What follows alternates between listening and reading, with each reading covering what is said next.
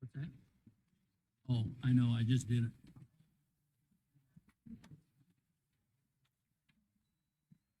Hey, ready? Yes, sir.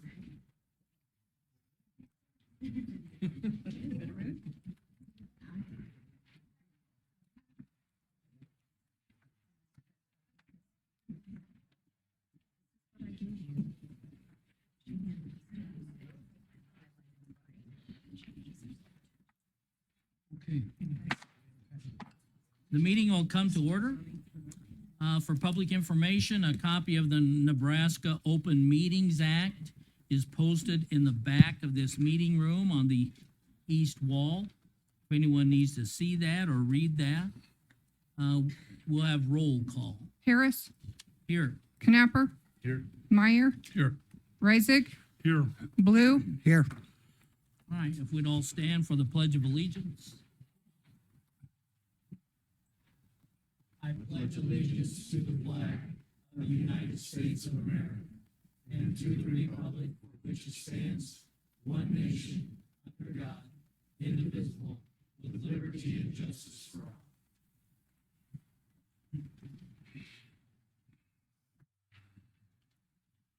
Okay, just a reminder for everyone, tonight the meeting is being recorded, as it always is. It's being recorded to be broadcast at a future date. Remember, whoever wants to speak needs to be sure and come forward. When you're recognized, state your name for the record and spell it, which assists the county clerk in doing her minutes. Be no swearing or no inappropriate language.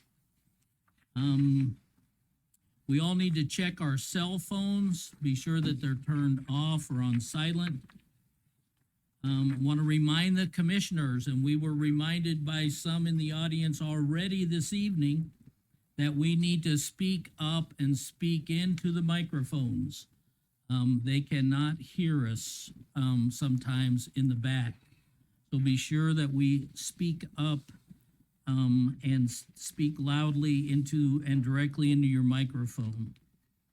We'll see how long the meeting goes. If it goes at more than an hour, we'll probably take about an 8-minute break somewhere in the middle, and I'll determine when that'll be. So be aware of that. And I would also say again, for any of those in the audience that want to speak, you'll need to come forward to the podium, speak loud and clearly into the microphone, again, because it's being recorded and we want to be able to have people that listen to this broadcast later to be able to hear what you have to say. So want to remind everyone of that. Okay.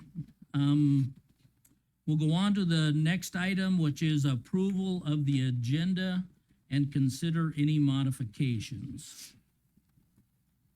Are there any modifications from you, Kelly? I don't have anything. Okay. Any from anyone else? All right. Do we have a motion then? I move to approve the agenda as printed. Is there a second? I'll second. I have a motion and a second to approve the agenda as presented. Any other discussion? Hearing none, we'll go ahead and vote.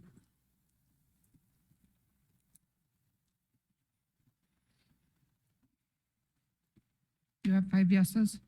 Okay, the motion's approved.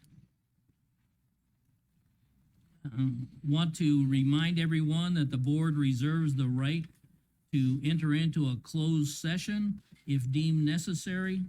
I don't believe we have any of those on the agenda for tonight, but if something would happen to come up and we feel it's appropriate, we do reserve the right to go into executive session.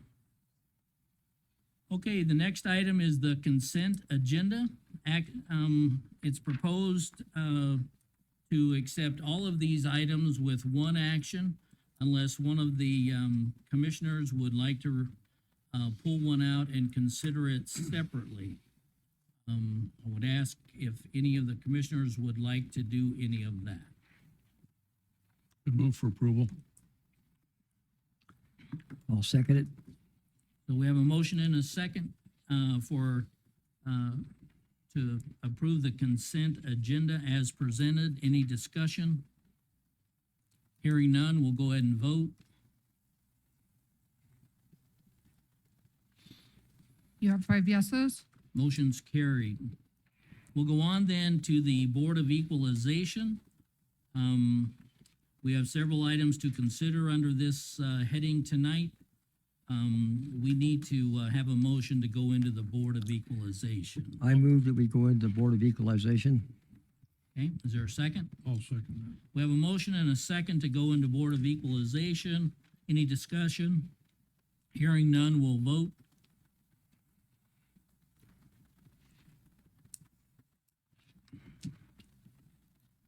You have 5 yeses. Okay, motion's carried. We'll go to the first item, which is discuss and consider approval of one motor vehicle exemption for Northfield Assembly of God in Gearing.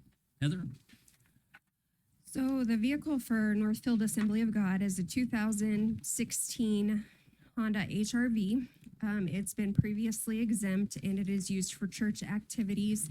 The total tax loss is for $57. I would recommend approval. it. So moved. I'll second. I have a motion and a second to approve the exemption for Northfield Assembly of God. Any other discussion? Hearing none, we'll go ahead and vote.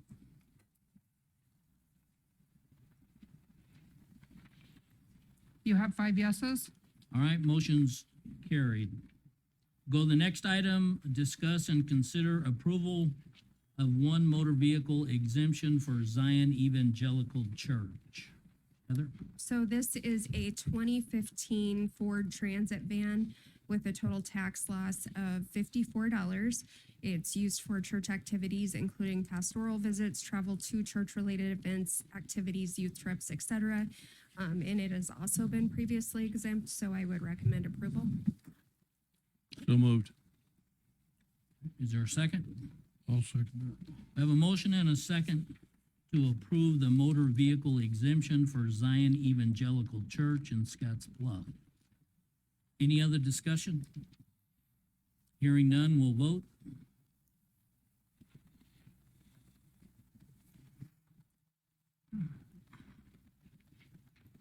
You have 5 yeses.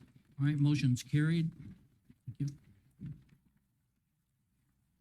All right, we'll go to the next item, which is discuss and consider action regarding 2025 permissive exemptions. Robert? Good evening. I gave the board a list of exemptions for approval on February 18th for your review and consideration. On that list were 17 parcels.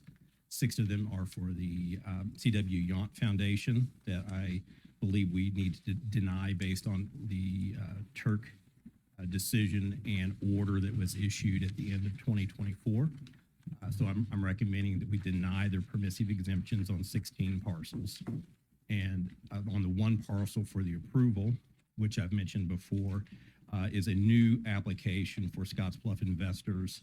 It's an assisted living facility that's located at 617 West 33rd Street. So they've gone through the appropriate paperwork. They filed their application timely. We calculated the Medicaid beds, and they're going to get a 46.20 tax exemption based on their Medicaid beds. 46%. Exempt. 46%. That's right. 46.2% of their beds on an annual basis is used for Medicaid. What was the percent we figured off of last year? Do you remember? Last year's for these guys?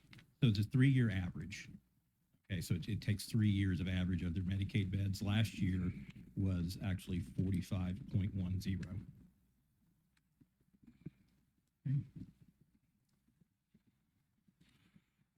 So with that, I do have basically the same form, Mr. Harris, that I'd given the board and with Oh, that signature one. line. Uh-huh. And then for the one that's being approved, which is a new application, I have the long form application that needs to be signed by the board as well.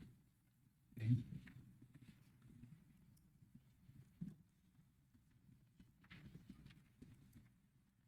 So I guess I'm just trying to be sure that we know what the official motion needs to be here to approve your To- recommendation of, Approving Scotts Bluff investors for permissive exemption and denying the 16 parcels for CW Yacht Foundation. That's the one that went to Turk, correct? That's correct. and Turk denied it. That's right. They issued an order last year and ordered me to put it back on the tax rolls for the year 2020. And since their business model had not changed, we should not, their permissive exemption. This year. Yep. Okay. So, I'd entertain a motion, to that effect. I'll make a motion to accept the assessor's recommendations on 2025 permissive exemptions. Okay? Is there a second? I'll second that. Okay? So we have a motion and a second. Any further discussion? Hearing none, we'll go ahead and vote.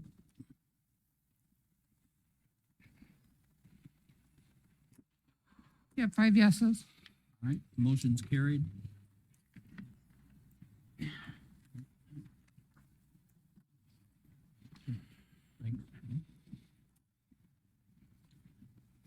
Okay, the next item is to receive our tax list corrections. Are there any questions for those? Move for approval. I'll Right. second. I have a motion and a second to approve the tax list corrections. And I believe it's, yeah, just one tonight, it looks like. Any other discussion? Hearing none, we'll vote.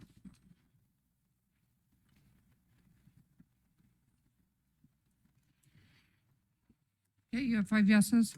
Motion's carried. Move we come out of Board of Equalization. Our second. I'll second. So we have a motion and a second to come out of Board of Equalization. Any other discussion? Hearing none, we'll vote.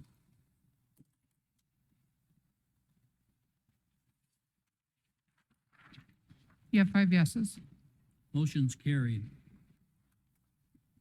So the next item is under general agenda items, which is discuss and consider dismissing VOCA grant loan for 2022, 2023. Looks like you guys are tag teaming us up here. All right, so whoever's gonna go first. And be sure, you know, we should, and I didn't ask Robert, maybe didn't ask you, but be sure you say who you are, we know, but for the recording, say who you are at least. So, I am Lisa Ryan, Scotts Bluff County Management Accountant. Okay. And I'm Heather Hochschild, Scottsbluff County Treasurer. very good. we brought this forward to you last August. And I believe it had, I don't believe, I know it did. It had a much larger balance that we were asking to be removed, like in the 30,000s. And you turned it back and said, can you give us more detail? And we did have more detail. We still were able to get another month of the VOCA grant replenished. That money came in, I think, in August or October.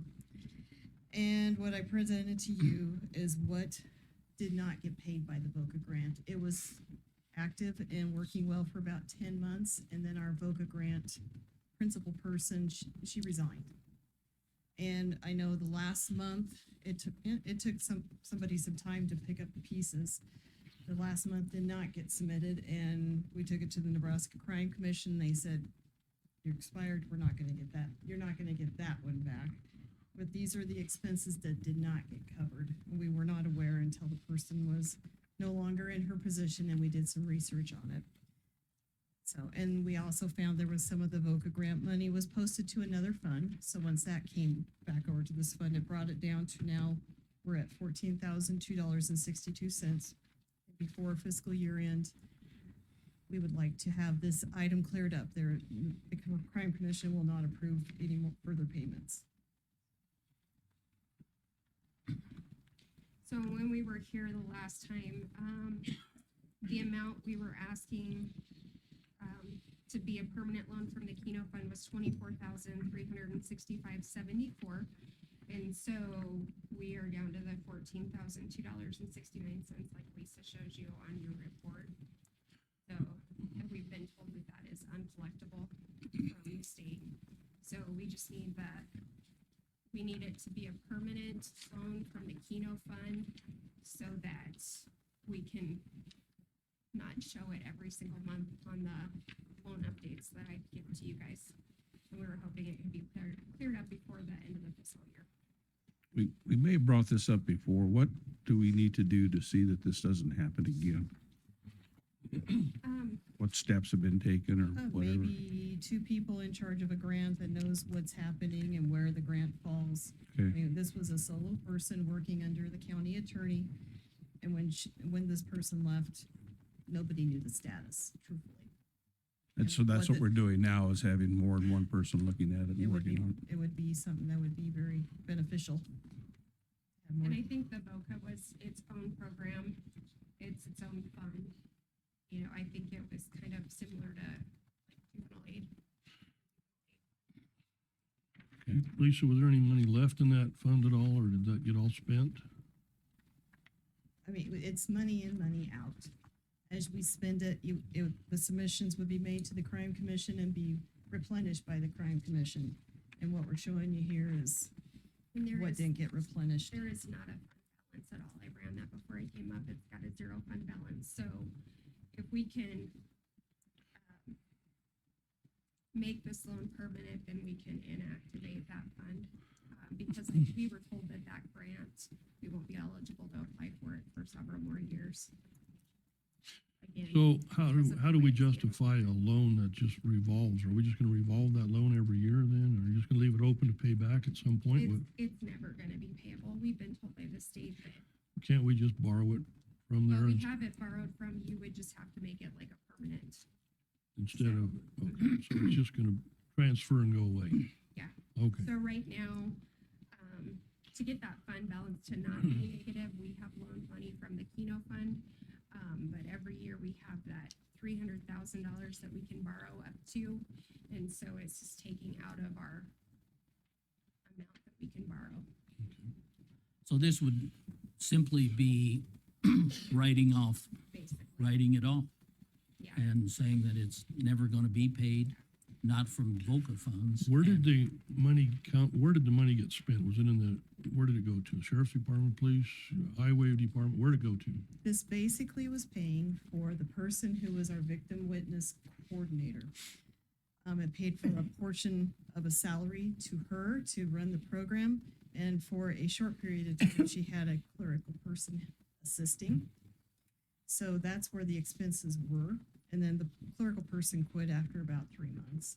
Okay. So like I said, we were submitting and things were going well, but up until some maybe misunderstanding, because we're also going through, I mean, I hate to use it as an excuse, but going through COVID where some programs were put on a hiatus and the person says, now I'm back, and they said she can get some back wages for all her work, and they didn't honor it. I have nothing in writing. I remember the times that she came up and spoke and Sure. told us that she was working on it, she felt that we were gonna get the money, and I heard that for a She long did, time. and it just did not happen. Right. And we only have so many months that we can go back and ask the Crime Commission to honor this, and that's been gone about, at least a year.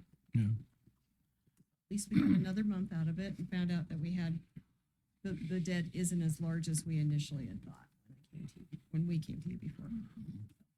Well, obviously, the victim assistance program is an excellent program and something that I think that we would all be in favor of, although what I think you're saying is that this kind of falls under the supervision of the county attorney. And we need to certainly ask Dave to, I don't know that we're gonna be able to do anything this time, but from this point forward, that we somehow, maybe as someone has suggested, maybe more than one person be able to administer this in his office. Again, it's through his office that this all happens. And I would suspect that we need to ask him to do that. It would be wise, Right. for sure. It appears the county became the victim of this situation without any assistance. Yes, you could say. Right. We loan money to pay the bills through our Keno fund, and now we're gonna end up writing off $10,002.60, or $14,002.69. Yeah. Right? So it is something that we've been carrying on the books for the last several years. So And it's this would just ready to finalize clear it out. clean it up. All right. We have the funds to do that, Lisa. Yes, we do. Okay. I'd move for approval. To dismiss the VOCA grant loan 22-23. I'll Is there a that. second? I'll second that. So we have a motion and a second, so I have a question. So, we'll just simply dismiss the loan. It Won't right. take, won't get paid back It's technically. all, It's Oh, there's- basically, yeah. Right. The money's been loaned out of the Keno Right. fund, and so we would just basically dismiss the loan off of Right. our sheet. So there's no additional money that has to be found, it's already been dealt Yeah. with. Okay. All right, we have a motion and a second. Is there any other discussion? Thank you. Hearing none, we'll vote. Thank you.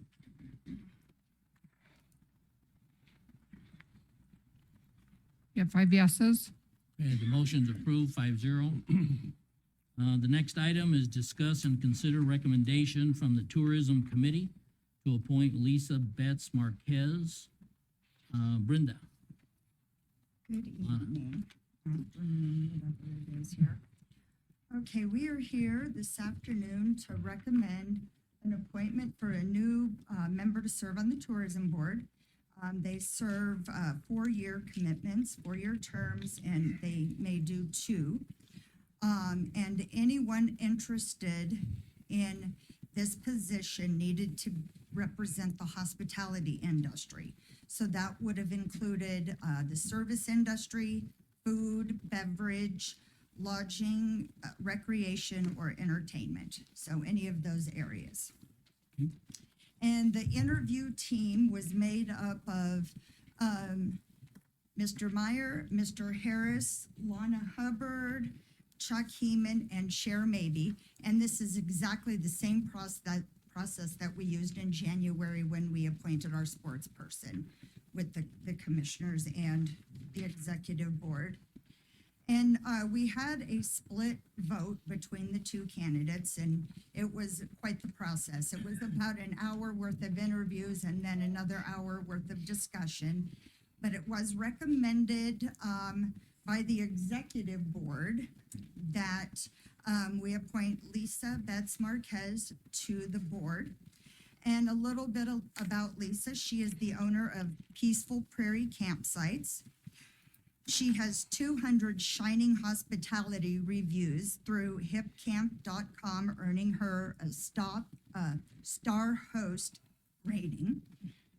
And since 2017, she has been welcoming people to Scotts Bluff County and offering the unique camping experience that we all love about Nebraska, the unique things that we have to share. And Peaceful Prairie Campsite has been selected as the #1 campsite in Nebraska by hipcamp.com. Lisa demonstrates service to the community by organizing Safe Ride, which offers safe rides to individuals during Oregon Trail Days and demonstrates hospitality to visitors. She also organizes the Kitty Parade during Oregon Trail Days, and she is very passionate about her heritage and deep roots in the community. She loves connecting with people and creating unique experiences while sharing the peacefulness of the land and nature. Yeah, no, we had a great meeting that day, and both candidates were very interesting to listen to, and I left feeling that there wasn't a wrong decision. And so the executive board recommend for Lisa Betts Marquez to be appointed. It's too bad you don't have two openings, Yeah, you're right. because You're right. they It both are was excellent candidates, yeah. You know, and just the excitement Mhm. for, you know, listening to. Yeah.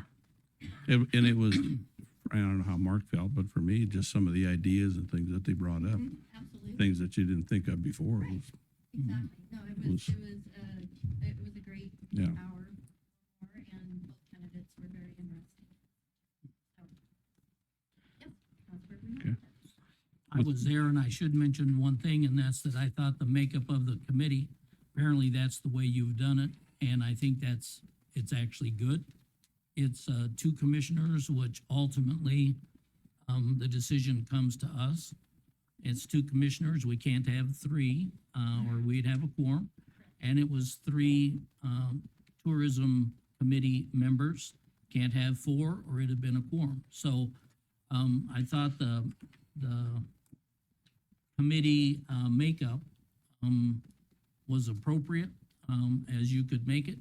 And, so I liked that part of it. So I would just say that.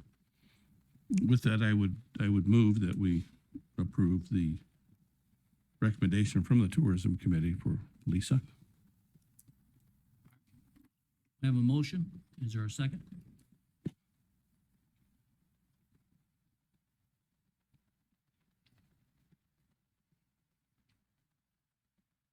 Okay. We don't have a second, so that motion would die for lack of second. I'll make a motion, we deny Lisa Marquez become a member of the tourism committee. A motion to not accept Lisa's recommendation. Is there a second to that? I'll second that. Okay, have a motion and a second. Is there any other discussion? Yes, there is. Okay. Yes, there is. This is, how disappointing this is. We have people that come to us from a lot of other committees. A lot of them we don't even know. We don't even know who they are. We had one last month. Mike mentioned he knew who the person was, and it was an important position. It was on the Veterans. veteran service. Went through without any problems whatsoever. Somebody please explain to me why we're going to scrutinize this one. Like we're not looking silly enough the way that we have in the past 2 or 3 months, that we're going to scrutinize somebody who has, I sat through the interview, Mark sat through the interview, and I could say, I wish we had 2 openings. 'Cause Did both you of say them- you were happy with either one? Yes, absolutely. Okay. That's Should why I be say no I wish question being- I wish we had 2 openings. Both of them Well, would be great. That'd be great, but right now we Big. have one. And That so what? We have one opening and Yeah. so that's one I'd like to fill. And it's sad that this young lady is being scrutinized, or not even brought. We can't even get a second on the motion. She's involved. She's really, guys, how disappointing. How really disappointing. Because if that's what we're going to do, then I will make an effort to scrutinize and look at every other candidate that comes here for any other committee that we I have. would suggest that you do that. And I will. Trust me. I promise I would suggest will. you should do that. I will. I think this is disgraceful. It really is. We do have, Kim from the audience that would like to speak, and I will allow that if you ladies can let him speak.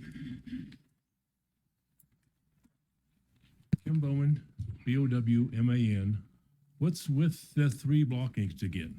You three block everything that's positive coming to this community. I don't get it. Why block somebody that's interested in this community? I think it has a lot to do with something else, and you just decide to block this. You gentlemen kill anything positive. You're just a bunch, you know, the three that keep, and it's the same three, Russ, Mike, and Charlie. Kill anything that's positive. I didn't second it either, so it's technically 4. Well, you're pretty balanced, Mark. But I just think you guys ought to be ashamed of yourselves. You're acting like chauvinists. I just think you ought to be ashamed of yourselves. The other candidate is also a woman. And I did have several citizens of our county call me and express concerns. You said that on the solar farm too. That's right. I think, make a list of this when you decide to kill somebody off. Yeah. You gentlemen Is just. it solar farm not where it can go to work? I mean, didn't we not approve that after we had regulations? Do you feel like the county should just do all this I think without you regulations? three have a block here, and you No. use it effectively. I'm sure you talk before the commission. Can't prove that, but I'm sure we have some discussion before the meetings. You 86 anything you don't want. You're the most anti-growth commissioners that got to be in the whole state of This Nebraska. other lady you don't think will help grow the, I don't know who the other person well, was. then maybe you ought to look into that, Ken. You got a great candidate. Well, We have two great candidates. Ken will tell you, he said either one would be fine. And, Ken had his and the version of what's committee, going on. You the guys just committee is block the one that anything brought it to us. positive. Mark and I didn't vote on it. Yes, you guys did. No, we didn't. Pardon me? No, we didn't Don't be a vote. smart ass. That night or that afternoon, we didn't vote on that candidate. That was up to the executive committee. There was only three there. Yeah, they're the ones who brought it to us. Mark and I didn't have a vote in that to bring him here. Okay. So I'm just saying, we take recommendations from every other volunteer committee that comes before us, and we're gonna scrutinize this one. It's just sad, guys. It really is. Come on up, Lana. Lana Hubbard, member of the advisory board. I guess all I want to say is, out of all the departments that I think you guys are involved with and I feel the tourism is probably the most simplest and easy, and it's had the most negative impact in the news, weekly, monthly, and it's simple. The state statutes are there, it's simple. We as an advisory committee are just looking for the best way to help the events in the community as that's what our recommendations are for. And I have never seen more negativity for what is probably the positive thing. You're always going to get criticized for taxes. You're always going to get criticized for roads. You're always going to get criticized for those things. Tourism shouldn't be one of them. And it's the one that is in the news left and right. And it's in a negative way. It's never in a positive way. And, that's what I said, last time. I just feel like we always hit a wall. I mean, we don't even always agree on the advisory committee, but we come to an agreement of, okay, this isn't in our eyes or whatever your feeling may be negative. I think we're still going to move forward in a good way. And I just don't know that that's how anyone really wants us to move forward. I don't know. I'm just saying the simplest department or committee, or I feel it should be, has turned into be have the most negative press. And that's disappointing for some reason. Tourism is easy. We all know what tourism is. We know where the dollar comes from. We know what the state statute says, how to spend it. And it's just this problem. It's just hard. And I guess I'm having a hard time understanding that. This is something we could do to maybe start some healing. With everything that's been happening in the last couple of months, you would think that we It's want to do just- something positive. I I don't guess know. I just, I think this will be positive. But I'm you wrong, know. I guess. and who knows, I don't know. It's not why everyone probably is so excited to get on this advisory committee after the news weekly or They're not monthly. beating the door down. No, no. And so, you know, I don't know. I guess I'll have to learn the next step on, you know, how we go about. We don't even know that the other individual may be interested now. I mean, I don't know how it's going to go. Mine is more about, I'm standing here saying, I can't believe the negativeness for the tourism that is the positive thing in our community. The things that come in, the things we want to come in, the things that are supported are all positive. And it's not that way in the public side. Thank you. Right. So we have a motion and a second. Any other discussion?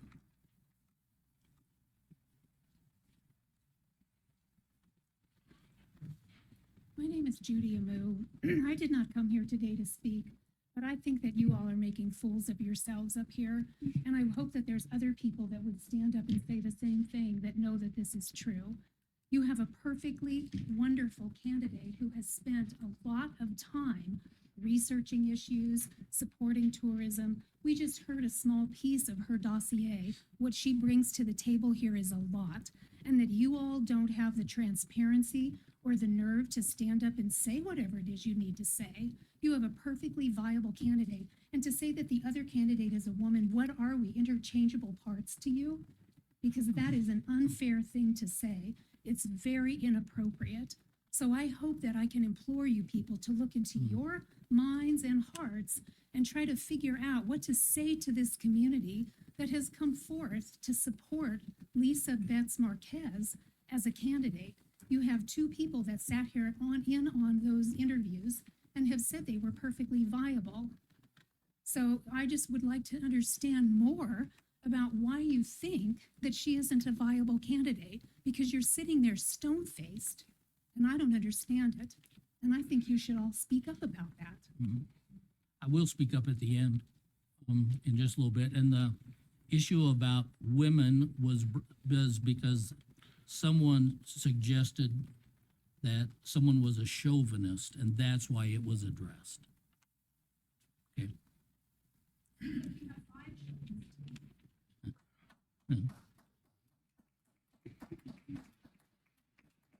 And again, with the understanding, the other one was a lady, so. Ken, I've already let you speak. This is something else that he's got. Yeah, I know this is something else between you and he, and I'm not gonna let that take place here.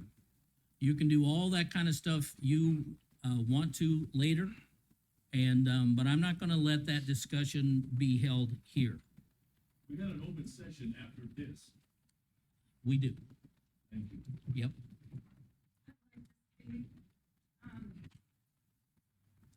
My name's Jennifer. No, you gotta say it into the microphone. Okay. My name's Jennifer Burge-Sauter, and I just wanted to say a little bit about Lisa Betts. I worked with her in a lot of areas with, related to tourism, I guess, with the arts and all kinds of events, and she's always someone that gets up and shows up.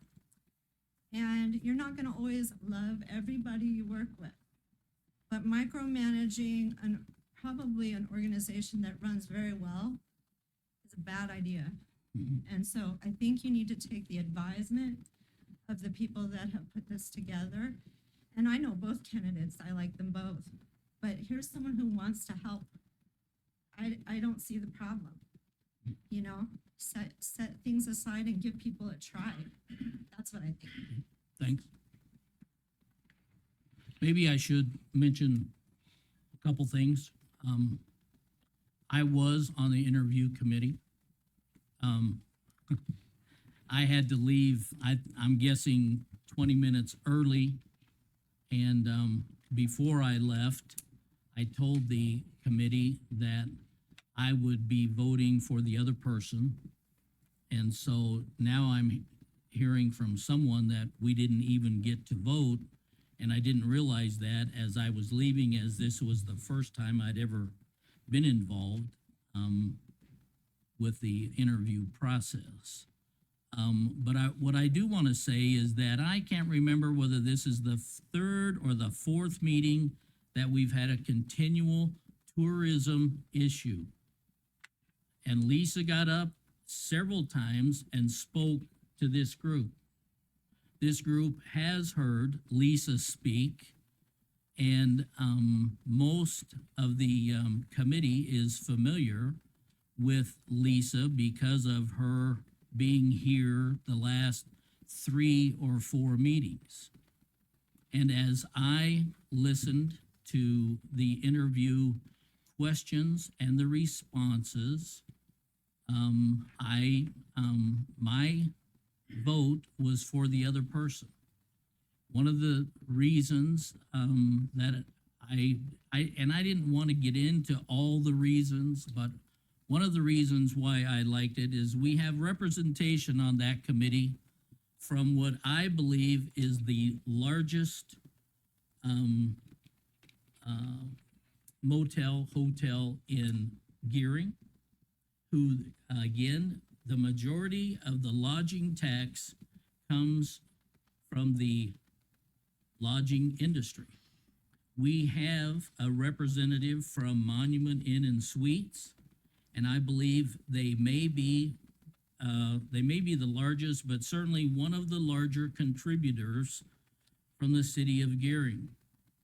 I like the fact that we had an opportunity to look at Ms. Gorsuch was the other one, and it's not a secret or anything. And she certainly is the manager of the Hampton Inn. And I thought we had an opportunity to have a person that was involved with one of the larger, if not the largest, contributors of lodging tax from the Scotts Bluff area. And I like that. I've liked that from the very beginning. I've liked the thought of having those people that are putting the most money into the lodging tax, those people putting the most money in, and in fact, then that would also suggest they have a major knowledge of what puts heads in beds. And that's what tourism is all about. That's what we say here all the time. That's what Lana would say. That's what I believe the entire committee would say. And it was because of that specifically, but lots of other little things that I don't consider needs to be brought up here. But those were the major reasons why on that day of the interviews that I voted the other way. So just want you to know that, be aware of it. But these folks all got to be exposed to Lisa the last 4 meetings, I believe it is now. And so just want you to be aware of that. One question I have, I guess I'm a little confused, is how the word got out so quickly that Lisa was even going to be on the agenda to be approved. Because I can talk about that. let me finish for just a second. I received one text from an individual who wasn't pleased with it, with Lisa being here. I don't know who I have it, but I don't know who the lady is who sent the text. And it was just a short text expressing that Lisa shouldn't be appointed. And so I sent one back. I said, can you give me some ideas of why not? Just give me some ideas. That's the only person I ever heard from. But with Mr. Blue talking with, I don't know how many people have contacted him, but how this got out so quickly. I mean, it wasn't, I didn't have any conversation with anybody about it. It is what it is. So I'm curious how all of us, the rest of us sitting here, know so much about not wanting her to be on there. I don't know. Isn't that, we don't want someone on there. I think what your statement earlier was correct, that they both qualify. I felt like we needed someone from Scotts Bluff and from a larger motel. And I just felt like that was the right fit for what they're needing. And also, she would have input and also some say-so of how her money's being spent.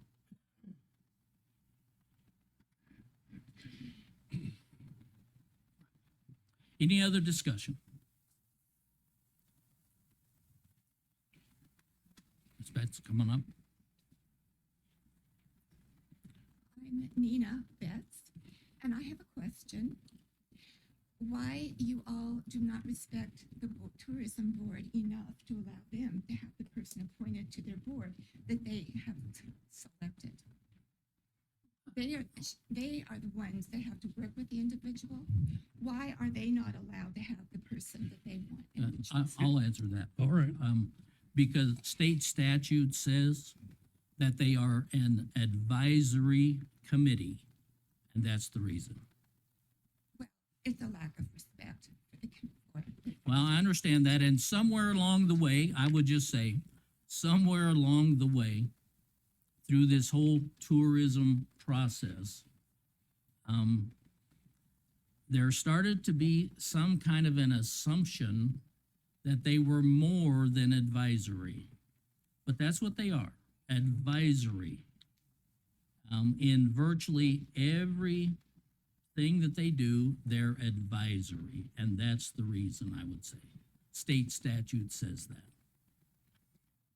You know, one of the concerns that I have, and I think somebody brought it up, we keep these antics up, and another position opens on one of our other volunteer boards, advisory boards, whatever they are. I think we're gonna have trouble finding people that want to step forward and do things for the county.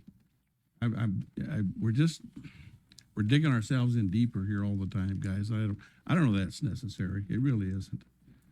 I don't know that, as I said, both candidates would be really good. I don't know that. There we go. I don't know that one would be a negative over the other. But the committee's the one who made the decision. So we're just going by what the committee felt that they would like to have on their committee by the interview and the information that they received. And they were both good interviews. But it just concerns me that with how we're handling ourselves and what we're doing, that are we ever going to get anybody that's going to step forward and say, yeah, I'll sit on the planning commission, or I'll do this, or I'll do that? Are they going to be scrutinized as badly? I would hope not. I don't think that was bad at all. Put yourself in her shoes and see what you think. Any other discussion? So the motion is to not appoint Lisa Betts Marquez to the tourism committee. And we have a second. All right, with no other discussion, we'll vote.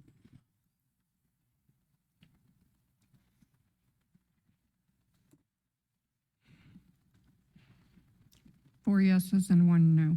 So the motion's 4-1, the motion's carried. So I don't know exactly how we'll end up proceeding. Otherwise, Jason's gonna need to advise us on that, and we'll go from there. You have somebody with their hand up back here. Yes, sir. The way that was worded was to appoint her. No, The Said to motion was deny made to the deny. appointment. right. And if you're gonna speak, you gotta be up here. We need your name spelled, then we'll go from Brian Reason, Reason, like the age of.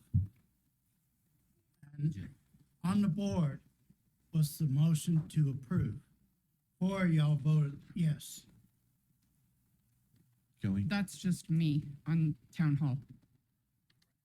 My On her minutes will software. reflect that your motion was to deny it. We have it on video that y'all approved it.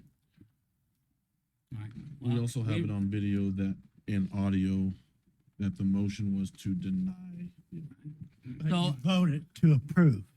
We appreciate what you're saying. If we think we need to take some other action later, we'll do that, but I understand what you're saying. We don't Forgive agree me, with Your that. Highness. What's that? You voted to approve. Well, I understand you're saying that. We disagree with you, and we get to make that decision, And if, And why you get if to you make want to that take it decision? up with our, attorney, you can do that after the meeting. Mr. Attorney, what did the board say? I said after the meeting. We're not gonna do that here right now today. Okay? If you think something needs to be dealt with, you can get with him after the meeting and set up an appointment to meet with him. And if he feels that we've done something inappropriate, it'll be brought back up. But we're not doing that right now. Okay? So that's, So you approved her, but you didn't approve her. well, that's your opinion. That's not ours, but, yeah, so that's it. Well, I mean, you voted yes to approve her. That's what you're saying.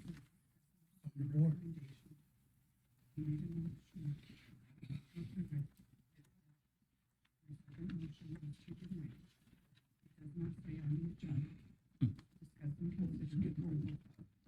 It really is, guys. All right, so I'm not,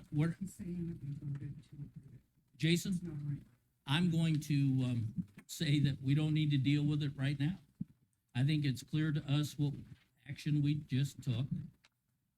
And if he thinks he needs to do something further, he can come talk to you about it. Yes, he's welcome to. Right. Okay, but we're not gonna do that now, tonight. Right. If we need to deal with it, we'll deal with it at the next meeting. So, okay? All right. So the next item is to ratify the chairman's signature on a letter of support for the wing grant application. Sheriff?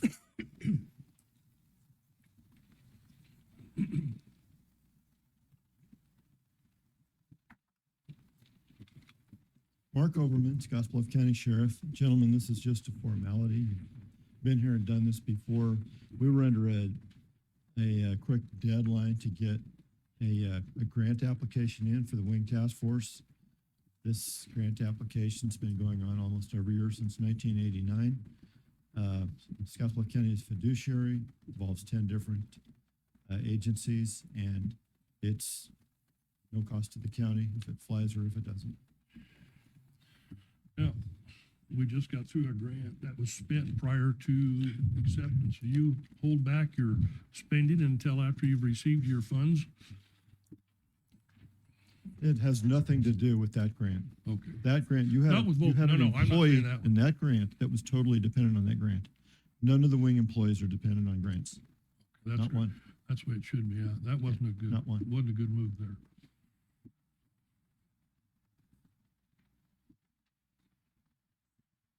We've never had a problem with this kind of. No, that one's fluent every year. Okay. No, we haven't. And so because of your tight deadline, you brought it to me as for my signature to be ratified tonight. That was it. It just said, and you probably have that letter in front of you. It basically says, wing is a good thing and we support it. I'd move for approval. I'll second that. We have a motion and a second to, approve the signature on the letter of support for the wing grant application. Any other discussion? I've got somebody with a hand up. Oh, You've got somebody. sir? Yeah, someone's behind you, Mark. Come on up. Probably trying to move. Mitch Wagers. This is an extremely, I apologize if this is not the right time or the place to say this, but I don't think it's in the general or in the open forum either. So as a person that's been personally affected by the things that the wing unit is involved in, I would urge caution on spending, on even approving any kind of money whatsoever. I mentioned this before to Mr. Meyer for the first meeting that I spoke at. You are more than welcome to come and talk to me about those circumstances, but I utterly and 100% support law enforcement. Regardless of what anybody else says, because I've heard the words of you're anti-police or things like that. I am absolutely not anti-police. I am for law enforcement. I come from a law enforcement family, and being personally affected by the things that takes place in this county is a real problem. So I urge everybody to extreme caution spending money on that stuff. Have you ever had a conversation with the sheriff about? I have. your issues? Okay, I do not wish to rehash that here. okay, that's fine. All right, appreciate your comment. All right, Sheriff, I would only say we've always supported the wing organization and the intent that they have for our county. I don't think anyone up here has ever questioned it, but I would say that I'm happy to speak with you, Mr. Wagers, possibly after the meeting or at some other point in the next few days about it. I'd be interested in trying to understand, but everything that we've done since I've been on this commission, and I believe everything prior to that has always been supportive of this wing grant and the things that they do. And if there's a situation that you think we need to be aware of, I'd be happy to meet with you. I'd be interested in hearing it. Okay? I have one comment. Okay. I've spoken to Mr. Wagers twice, spoken to me about a situation that he had at his shop that has not one thing to do with the Wing Task Force or drug enforcement. Not one thing. And I'll talk to anybody too. And I would invite you all to talk to him, see what he has to say. He's upset about something that was handled by a law enforcement agency that had nothing to do with the sheriff's office either. And it wasn't a wing No, issue. not one thing. There was, no, it hadn't had not one single thing to do with wing, had to do with uniformed police officers, how they handled the situation that he was involved in. Okay. And so he's talking to me about that a couple of times. I'm not in charge of any of those officers. Okay. Thank you, Mark. All right, so do we have a motion and We a do. second? Yeah. Yeah, that's what I thought. Any other discussion? Hearing none, we'll go ahead and vote.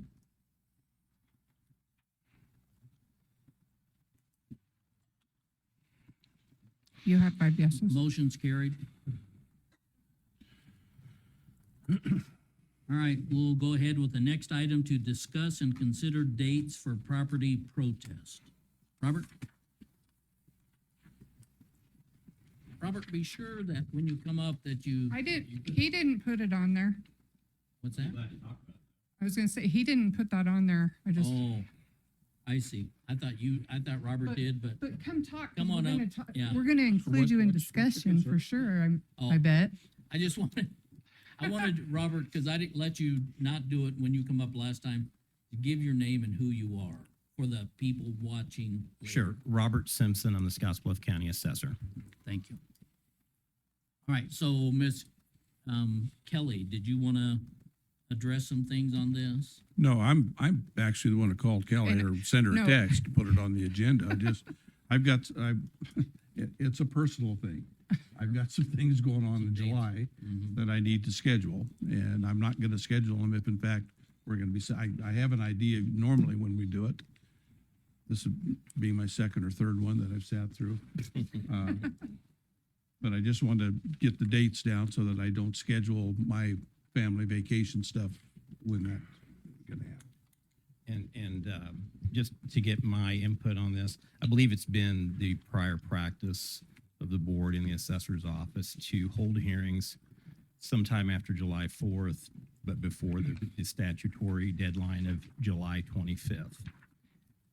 The statute reads that we can hold those hearings beginning as early as June 1st, while June 1st is the same day that we can start receiving those protests, so it's not really ideal. However, I would be in favor of holding some of those hearings earlier in June, like the 3rd or the 16th would be like the third week. To actually hear protests? To hear protests that week and the following week.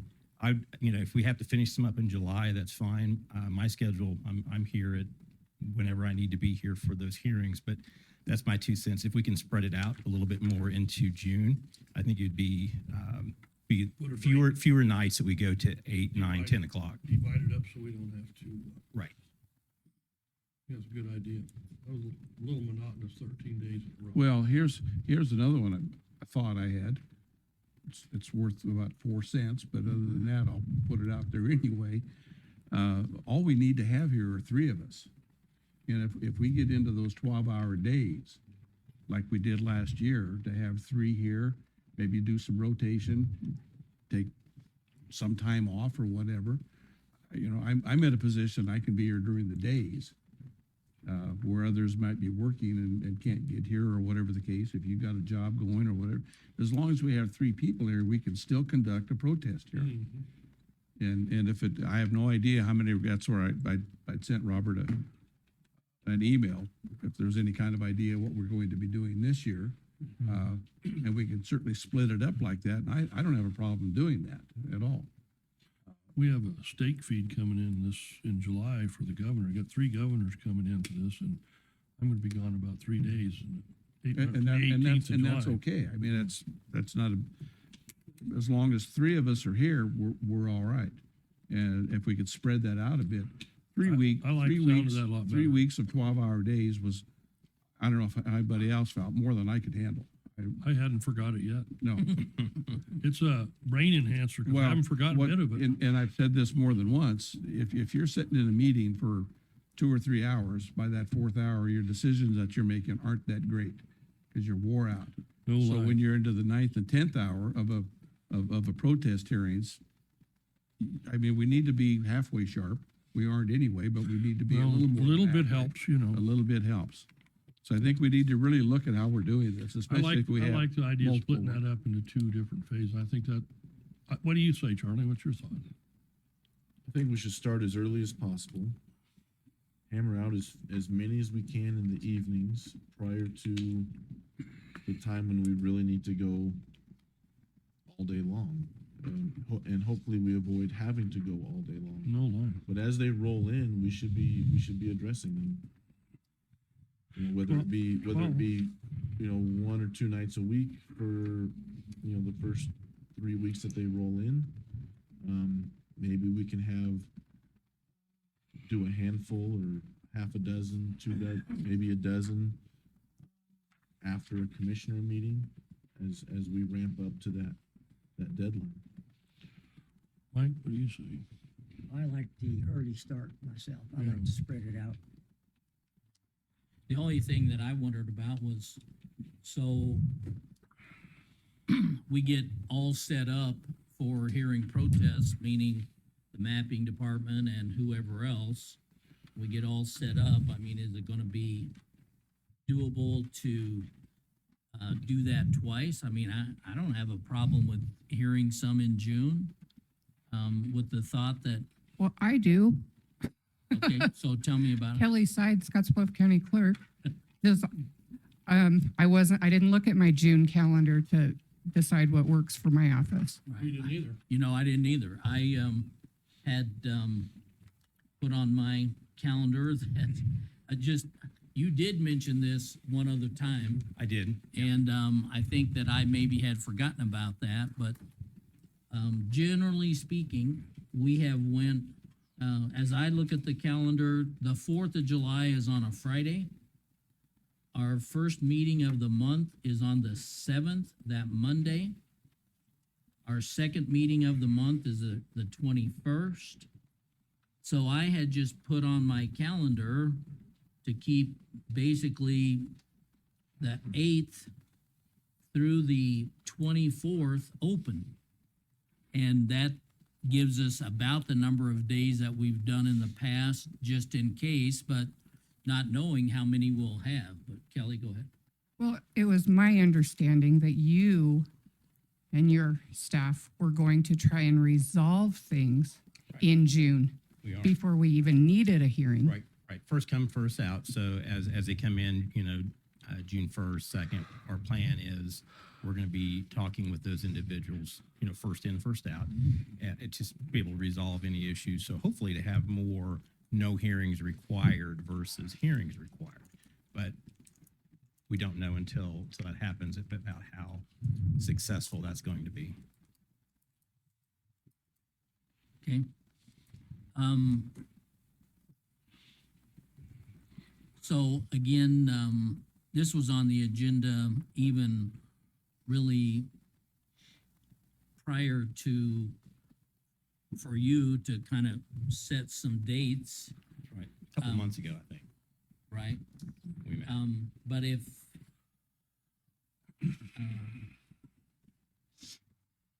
the 25th is the drop dead deadline is what I understand. Yeah, the statute reads that the board will have the hearings on or before the 25th of July.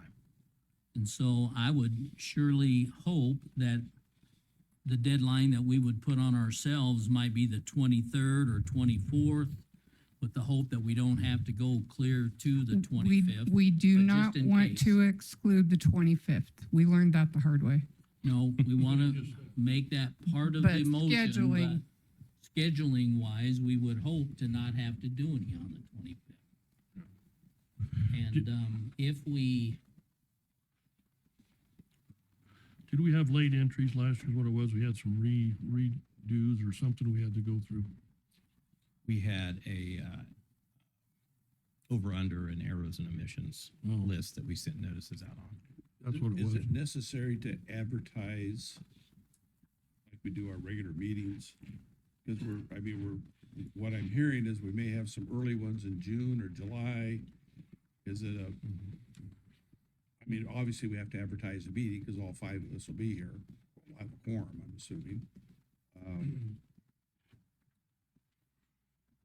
Is the advertising the same as a regular meeting, Kelly? I consider it to be, yes. Yeah, okay. So with these early ones, we would have to know sometime after the 1st of June or whenever, when those may be, so we can get them scheduled then. Yeah. we'd have those, some. those postcards are gonna be sent out about at the beginning of June approximate. Yes, so by law, the change of valuation notices have to go out by June 1st, on or before June 1st, falls on a holiday, which makes it June 2nd. However, Weekend. not home. or Falls instead on of a holiday, weekend. weekend, excuse me. Right. It's all the same to me, sorry about that. So it falls on a weekend, so statutorily, it's, the last day is June 2nd. However, we are participating in mailing service through MIPS, where they're able to do all of the mailings for every MIPS county in the state that signs up for this and get bulk rates. So we'll be sending out the notices. My information has to be to MIPS by May 23rd. They will print, fold stuff, mail out the notices as well as a cover letter that I've prepared, and they'll be mailed statewide on May the 30th. Okay, and the reason that they're doing that is to get that bulk rate. So the notice will cost us a little over 59 cents per item. And you can't send one piece of mail for 59 cents right now, but we get to participate in that bulk rate. That cover letter you're talking about, is that what's going to be included with that? The cover letter basically says, hey, here attached is your notice evaluation change per this statute. This is what we're required to do. Talks about the sales. We have to look at the sales studies, the timeline. But nothing about protests, some of the things that we were. At the very end, it indicates that if they want to file a protest to the Board of Equalization, they can do so through the county clerk's office between June 1st and June 30th. And then the That's all it specifics says. of the protest are, because we still haven't decided what that's all going to say yet. That's Okay. right. That's separate. Okay. They could schedule it between June 1st and June 30th. That's right. That wouldn't, With that additional information on, as far as protests are concerned. and then what we do by a action here is we set those dates as to when we're willing to hear those protests. And then you schedule them as they call in or contact you. How soon would you know that we need to do or we're able to do some early ones? So we'll be accepting, or the clerk's office will be accepting the protests on June the 2nd. So ideally, many of the ones that received that first week, if we had some hearings a week of June 16th, I think we could be prepared with some of those protests that were filed the first week that were not resolved through my office.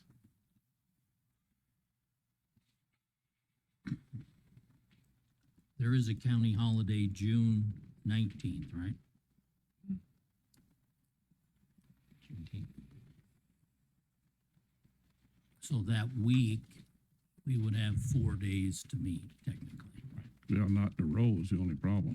Yeah, Well, you'd and have 16th, 17th, 18th, and And then then 20th. 20th to be a Friday. the nice thing about starting early is that you don't have to do it 4 days in a row or 5 days in a row. You could do every other day for a while if you wanted to and break it up. I don't know what the board wants to do. I'm willing to do whatever, I mean. I'm gonna be here to I do it. really like the idea of starting on the 16th, whatever you have that you haven't rectified or worked on prior to, once you start getting them in. And that may cut down the July numbers also. So I like reserving 16th, 17th, 18th, and the 20th of June for any early ones. And then the where are we at here? The 14th. I think that's about when we normally start. It's like after Oregon Trail Days and that's all done. And then reserve the week of the 14th, at least the week of the 14th, hopefully not the second week. The,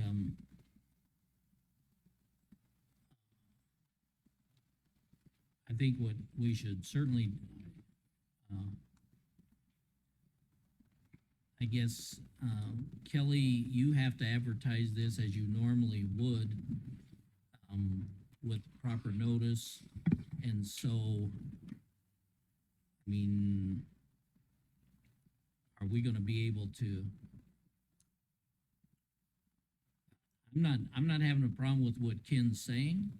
I guess the logistics of how it needs to happen between Kelly's office and your office may be, I guess what I would like to do is not limit ourselves in the dates, but that we allow ourselves as many days as possible when we have our motion, yet limit ourselves by how Kelly schedules. Meaning we may say 3 weeks, but we're not scheduling one of these weeks unless we absolutely would have to. I don't know if you can do this, but my suggestion would be, say that we'll have hearings from June 16th, clear up till July 25th. If we don't have to use all that time, perfect. We can fit it in. Covers all of it. Right. That'd be smart. That's the best way to do it. That's what I was going to suggest, but that would certainly not mean that we would accept appointments on every day. Because we wouldn't plan on that. We would plan, possibly from what I'm hearing, maybe 4 or 5 days in June.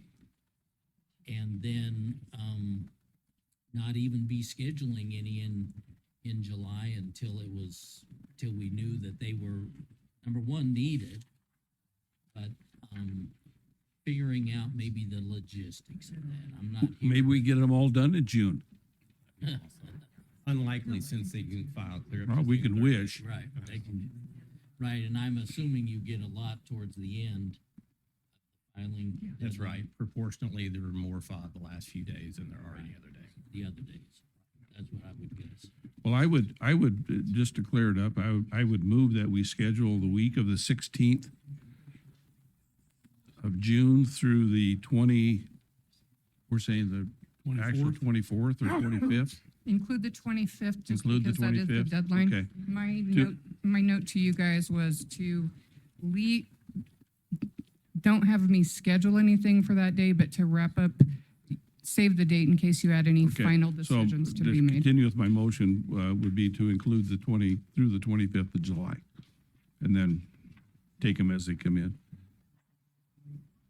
And if we have to go, 3 nights in June or 4 nights in June, then whatever it has to be, or days, I guess.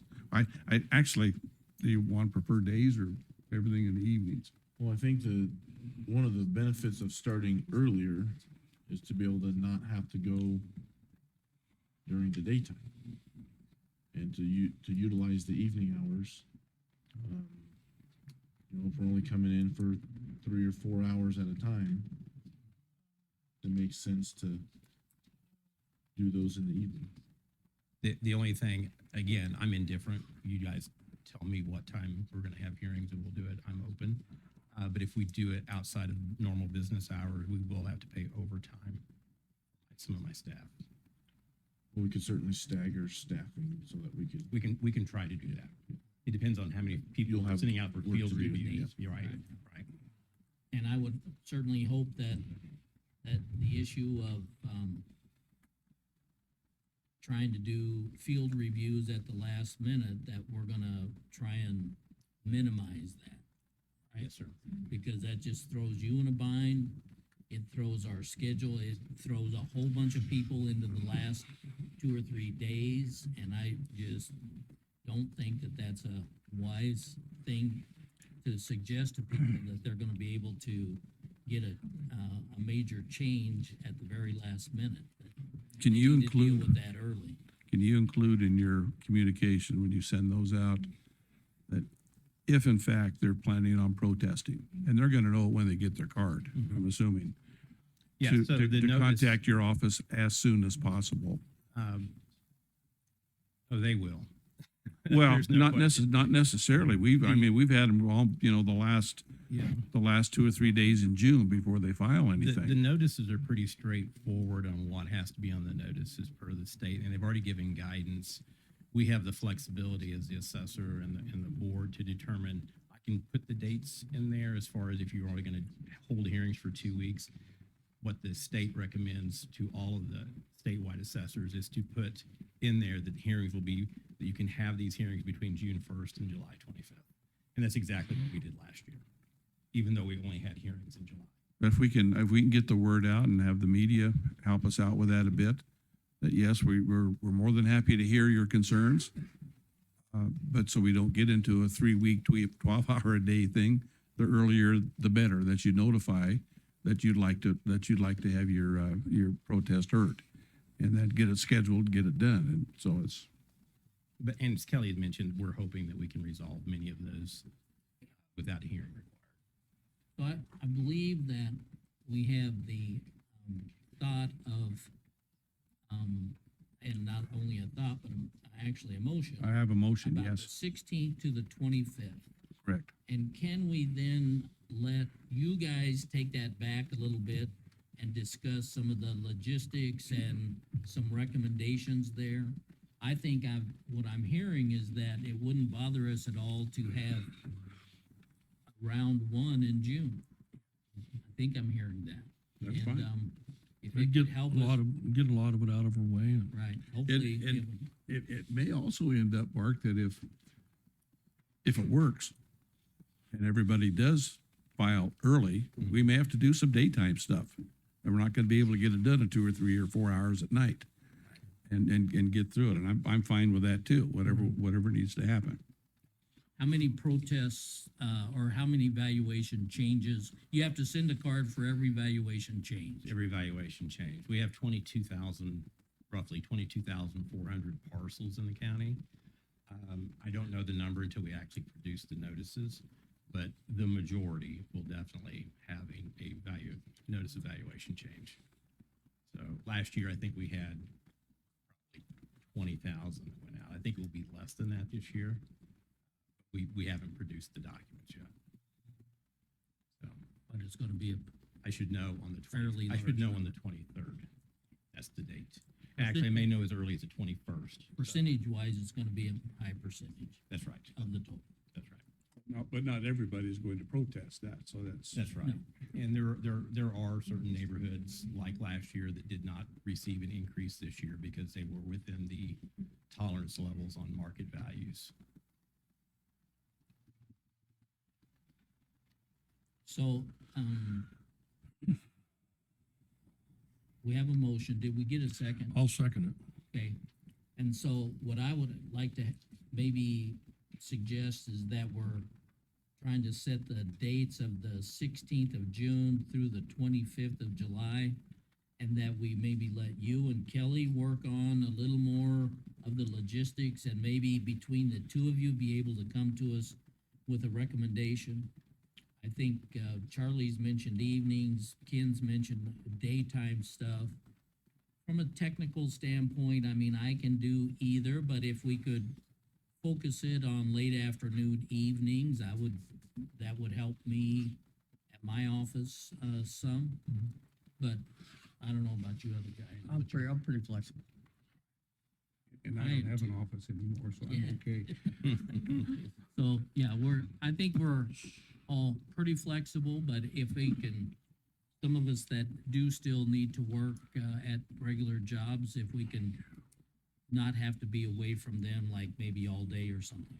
I do know that, Ken mentioned the idea of 3 people, and several times last year, we had issues where we had people that needed to leave for part of the day, some needed to leave for all day, and I think we can accommodate that. We just need to make sure that we know who needs to be off on what days, so that we can, not get ourselves in trouble where we have 3 people gone, because we can't continue with just 2. So we need to be careful of that.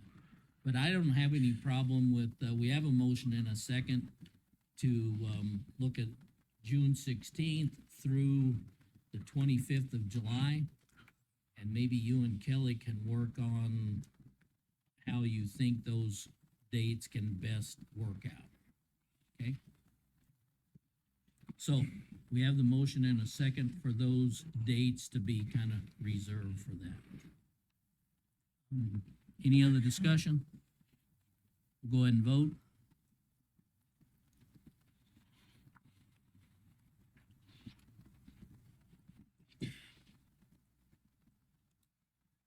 You have 5 yeses? Motion's carried.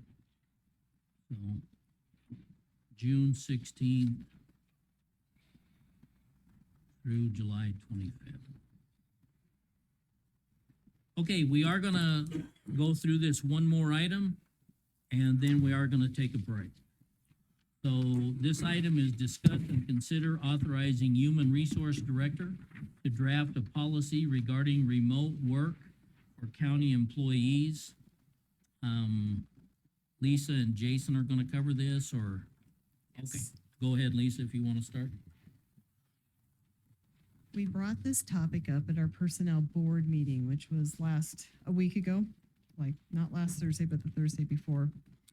And it was suggested to bring it to the commissioners at this point and I asked Jason for some advice on how to proceed, as this has become a topic that has come to light recently, and we do not have a policy in our personnel manual regarding this topic. And I guess I kind of need to get your permission and kind of know which direction we're going to head with this. I do have a couple of facts I do want to share with you, because I have been looking into this policy a lot. Number one, our current payroll system is not set up to handle payroll from another state. So if we are trying to handle payroll or a employee from another state, we probably either have to do it manually or get another system. I'm not sure how that would look, or contract it to be done. And second, NERMA will not cover a person out of state on workers' compensation. And you have to, if the person's an employee, you have to have work comp coverage. So, and there's other steps that we would have to take in order to employ a person from another state, such as become a registered agent in the state, register with the Department of Revenue in the new state, register for reemployment tax. There's going to be unemployment tax that would be applicable to whatever state we'd be working with. That it won't necessarily be the same as Nebraska. And I already mentioned the workers' compensation situation we'd have to deal with. And our retirement system. Now, although they said they didn't specifically say they wouldn't support a person working in another state, but there are rules in a prearranged employment arrangement. So if we would have a person terminate, then call them an independent contractor, they may consider that the same as an employee and consider that a prearranged status, and we still would be responsible for retirement contributions. Even as a independent contractor, really. Right. And the rules there is, I think we kind of touched on last time, or I can't remember if it was you, I'm looking at you because I thought you were saying, but there's rules in regards to whether a person is considered an employee or a contract laborer. And one of the first key difference, employees work under the direct control of the employer who dictates how and when work tasks are performed. Independent contractors operate their own businesses and have control over how and when they complete their work. So I don't know how we'd be challenged on this, but I mean, it could be a situation. And financial considerations, obviously, employers pay state payroll taxes, Social Security, Medicare. Independent contractors are paid a contract rate and responsible for their own taxes.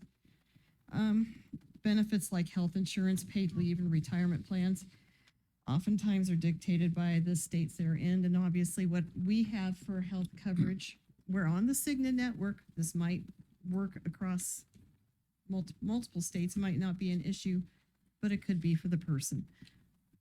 Not much we can do about that fact. I mean, and let's see, what was the other one? And if you misclassify a worker, it can lead to penalties and back taxes. So anyway, just wanted to bring that to light, start working on a policy. We may reconvene our personnel board sooner than later. But I guess I kind of wanted you have anything to contribute? Because I kind of want to know your stance on moving forward. Are we doing this or not doing this? I think, let me mention a couple things. So I said on the personnel board, and the fact is, the way I understand it, there is nothing in our personnel policy manual right now that it doesn't say anything. There's nothing in the manual to talk about people working outside the office. And we have, of course, a request coming that's for someone to live out of state and work remotely. But we could have someone that would be requesting to work if they live down the street and to work remotely. I know that I asked several months ago, I asked the question, do we have anyone working remotely, not back in the office, so to speak, because a lot of this originated from COVID.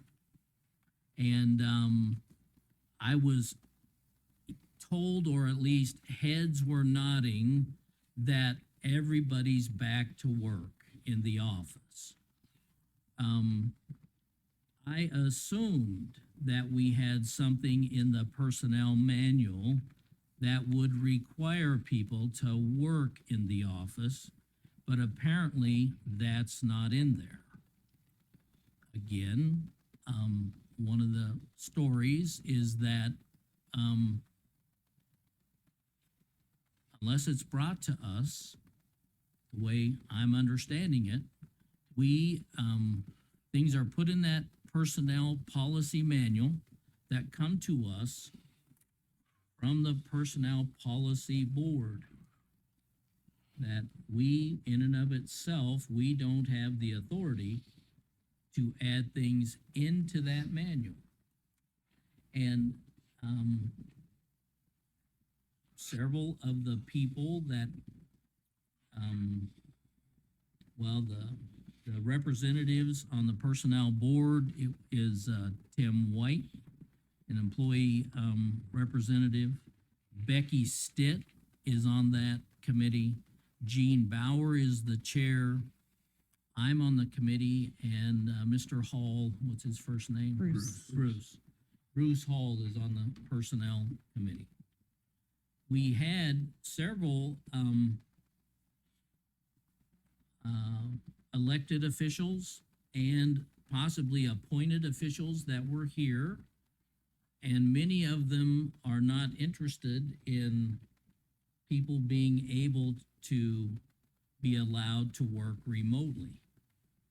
but we have a specific situation where it could be helpful, and it just so happened, I'm assuming all of you seen the Deal in Alliance that was just recently on, I seen it on KNEB's news website. But they had a person that they were wanting to work remotely, the city clerk, and she was gonna live out of state. I believe it said Kentucky. And then ultimately, I think it caused somewhat of a stir. And then that didn't happen, or it's not gonna happen the way I understand it. But I think not even considering the immediate concern or request, we need to, if we can, deal with it. And Gene Bauer, I think, was the one that suggested maybe we go ahead and try and write a policy, set a policy that, in her words, does not allow it.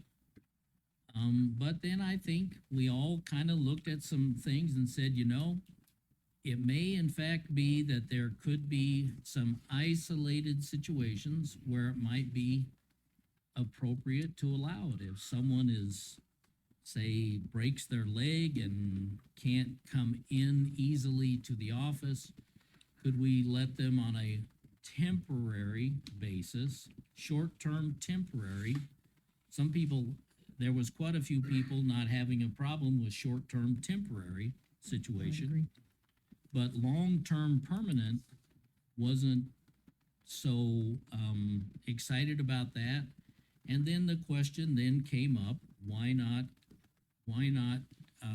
on those things that might be longer term, why not try and look at something as a subcontractor? So that's where part of this discussion went. Generally, if you move to a state, you don't become a resident of that state for whatever their policy is. You might be a month, it could be 3 years before you become a resident. I know Wyoming's got a law. I mean, you can't buy a Wyoming license until you've been there 3 years. I don't know how long it takes to become a resident. Do you have any idea how long it takes for Florida? Okay, so she would, as long as she didn't apply for residency to get us through this, she would still be a Nebraska resident working. We would still, it would be just like if she was on vacation doing this thing. A little sketchy, but still at the same time, if she hasn't set up residency, she's a resident of Nebraska. She still qualifies for all of her work comp or unemployment, all those things at this point in time.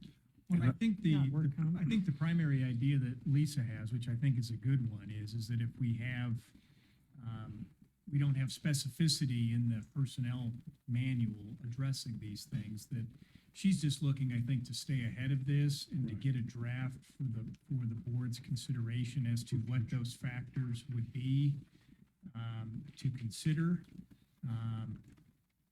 You know, the board could make a decision about whether or not permanently this would ever be allowed or not, but certainly to address, you know, accommodation issues that come up and to have factors that would be set out for this to be considered or not.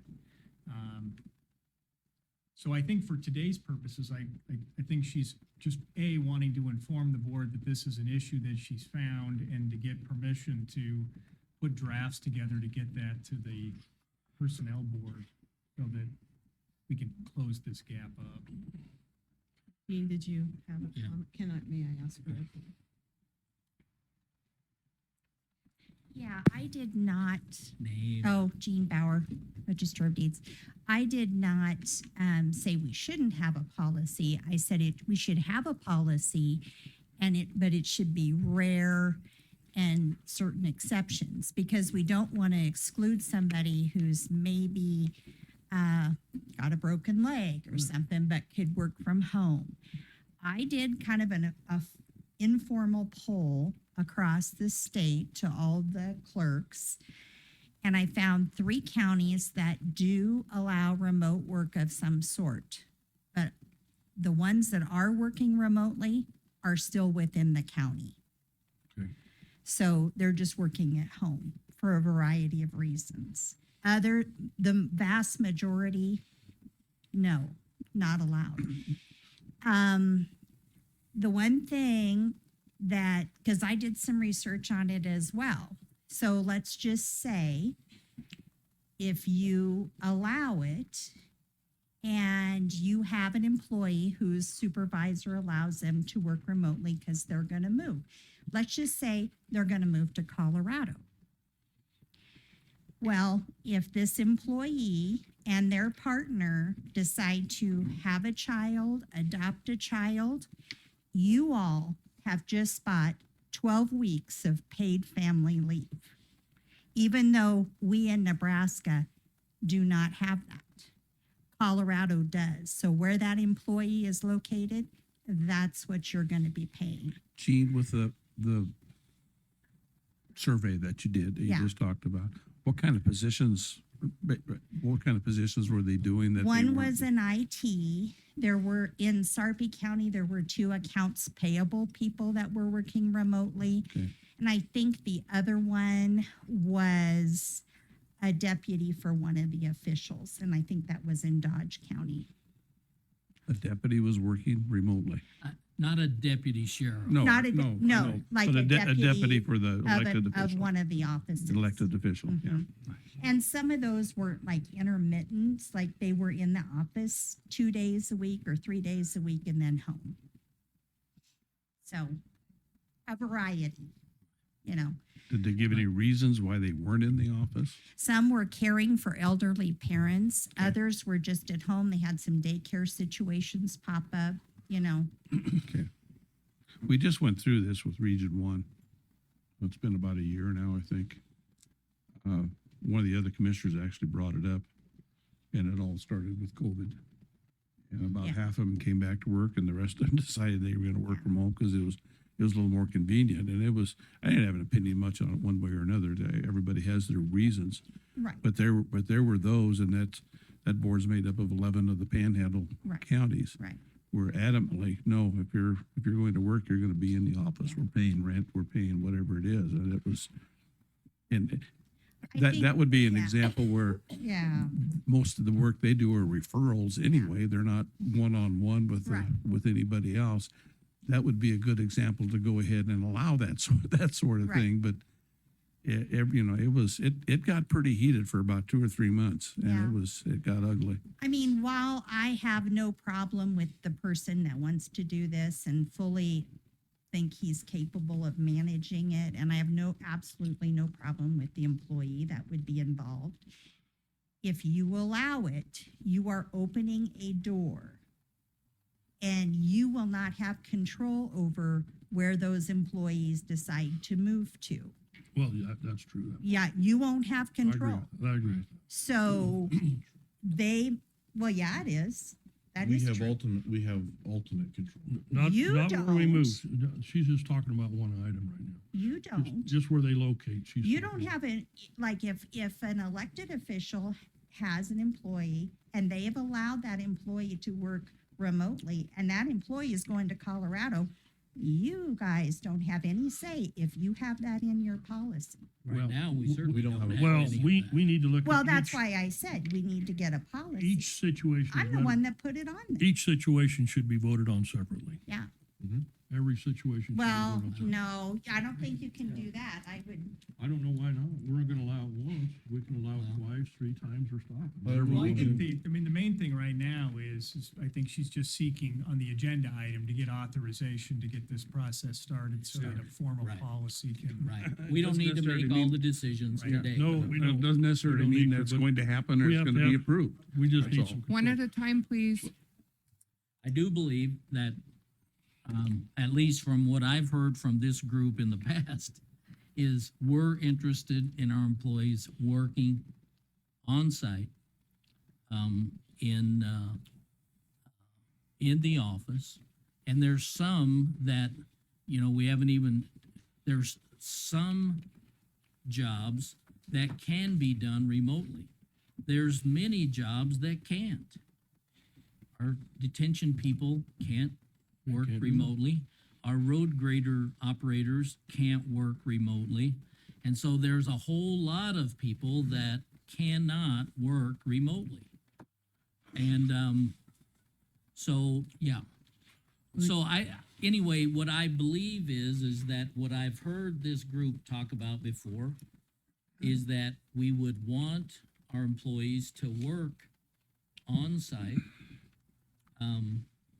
But it opened my eyes a little bit that there might be some short-term rare situations where maybe it could be allowed.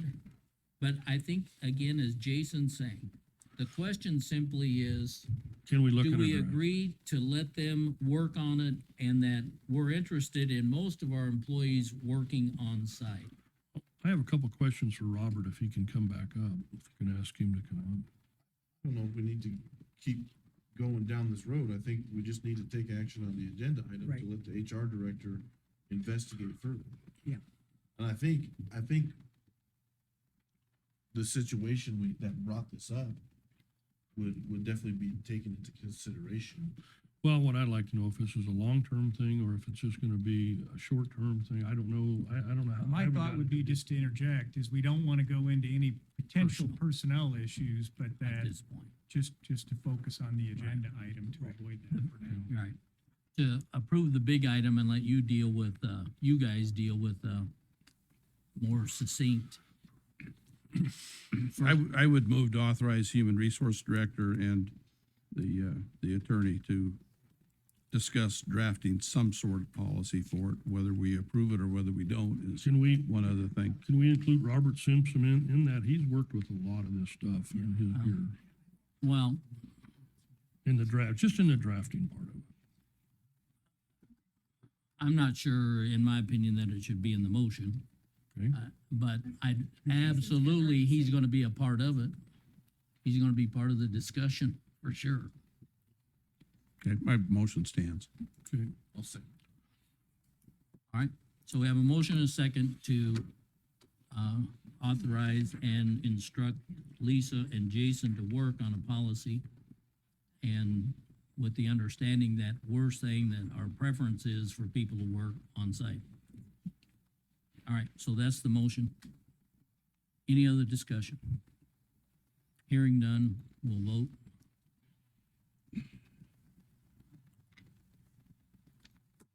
You have 5 yeses. All right, so now's the break time. motion's carried. We are gonna take a 8-minute break, I'm calling it. So that would be back at 6:20.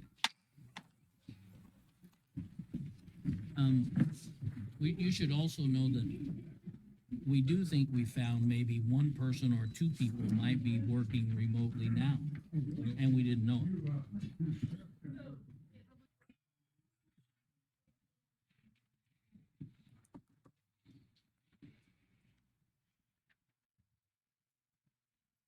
Okay.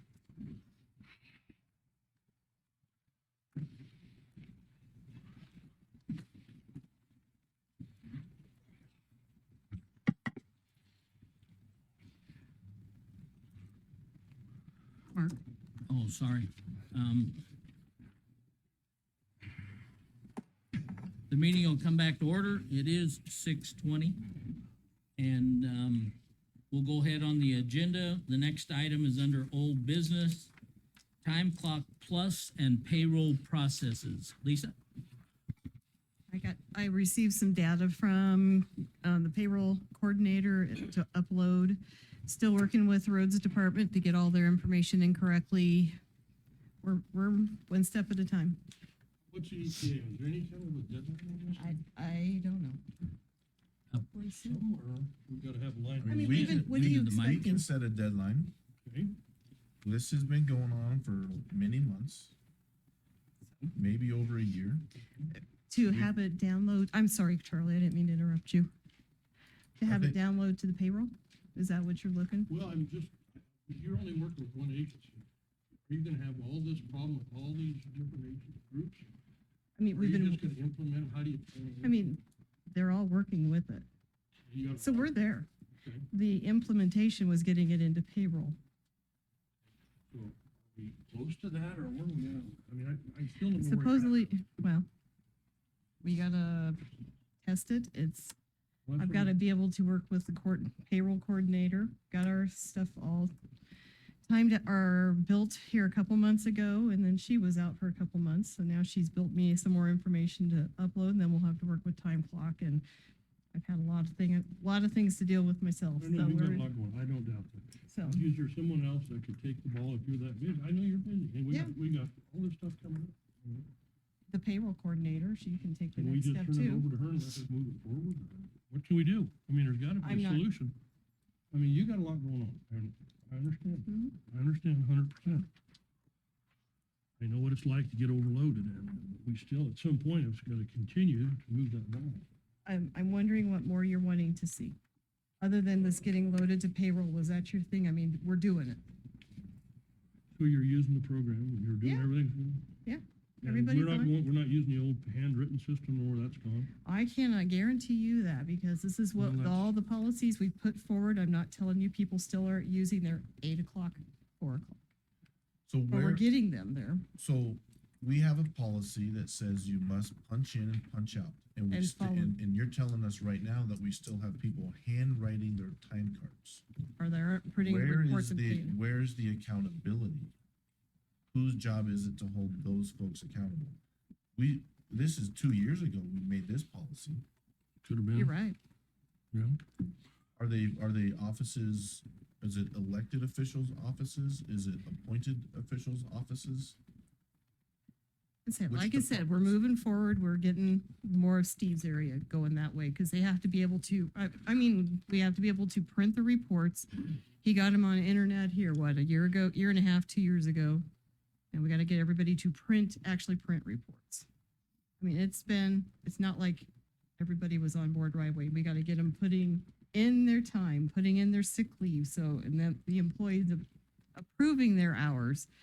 We had an issue with a couple of them thinking they're getting shirked hours for how they were paid. And once we could show them and display them an explanation why it happened, it seems like we're getting, if they see it ahead of time, maybe they won't get their paycheck and say, how come they didn't pay me 168 hours? I was expecting 168. It's like, you got paid for 166. Your time, anyway, it's a long story other than time where our It pay can run period longer, ends it can the run shorter, 20th. It can be, It can, but it's all when it cuts off. And we had an issue where they were working overtime prior to the cutoff of payroll.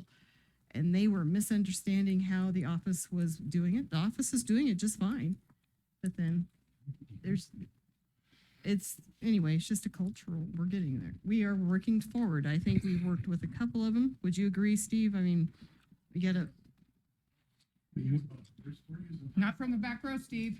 Yeah, come right up here. he uses both, but they've been paying off of the paper.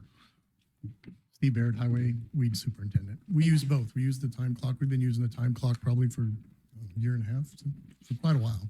But we also do the paper copy too, and that's just for our cost accounting purposes. People, they can write on there where they were at, what road they worked on, and that part. Because on time clock, you can't enter that stuff. We do the same thing. But when do we flip the switch and pay them off the time? Well, that's gonna be up to. We gotta flip the switch. That's all I'm So- asking. Pay is 'em flip off, the yeah. switch. Okay, so you set a deadline and the deadline comes and it's not done. What are you gonna do? Jump up and down, I guess, like Let's I see. do every other time. You've got something that has never happened in Scotts Bluff County. We've been 5 years. It's a whole new process. You've got 200+ employees that need to learn how to do it and do it correctly, and you deal with them as the problems come up. I don't think anybody's digging their heels in and saying, I'm not going to do it, but there are issues with it. We need to understand that, guys. It's not I something that's gonna understand happen overnight. Lisa's got a full plate, I understand that. But maybe, like you said, maybe the gal that's doing the payroll could work with some of those issues and go out there and meet those guys, figure out what we gotta do to get that switch flipped, so we start She's paying not off the like, payroll. she does not work under me. Pardon? She does not work under me and I have no power to direct. Hey, what do we need to do to get that point across? Who does she work under? Kelly. Okay, and Kelly, where we at? My payroll coordinator and our management accountant have been working together to make this work. Okay, Our job as a board is to set policy and follow up. and follow up. we still have people handwriting. So Steve gave an example of people handwriting time cards. But those people are also Punching the in. clock. And so when they punch the clock, they are getting paid based on their time clock punches, not based on the No, written paper. that's Is that not what right? you said. What's that? I'm not 100% sure that's always true. That's what we're getting corrected and approved. If someone doesn't punch the clock, They they punch. shouldn't get paid. That's the policy of Scotts Bluff County. It's just a matter of whether we're paying off that report or the manual. And it's also we gotta make sure this is something that we've been working towards, getting all the sick leave and the vacation in. Once these people see it and have a chance to approve it, then they see, oh, how come I only have 32 hours? I didn't put my sick day in last week. They can help us with that instead of relying on his front office gal to do all the catching up and stuff. And Maybe we just need to hire a consultant to come in here and run the county, because what this board suggests and the policies that this board puts in place doesn't get implemented. It's So- being implemented. No, it's taken 2.5 years and we still have people handwriting their time cards.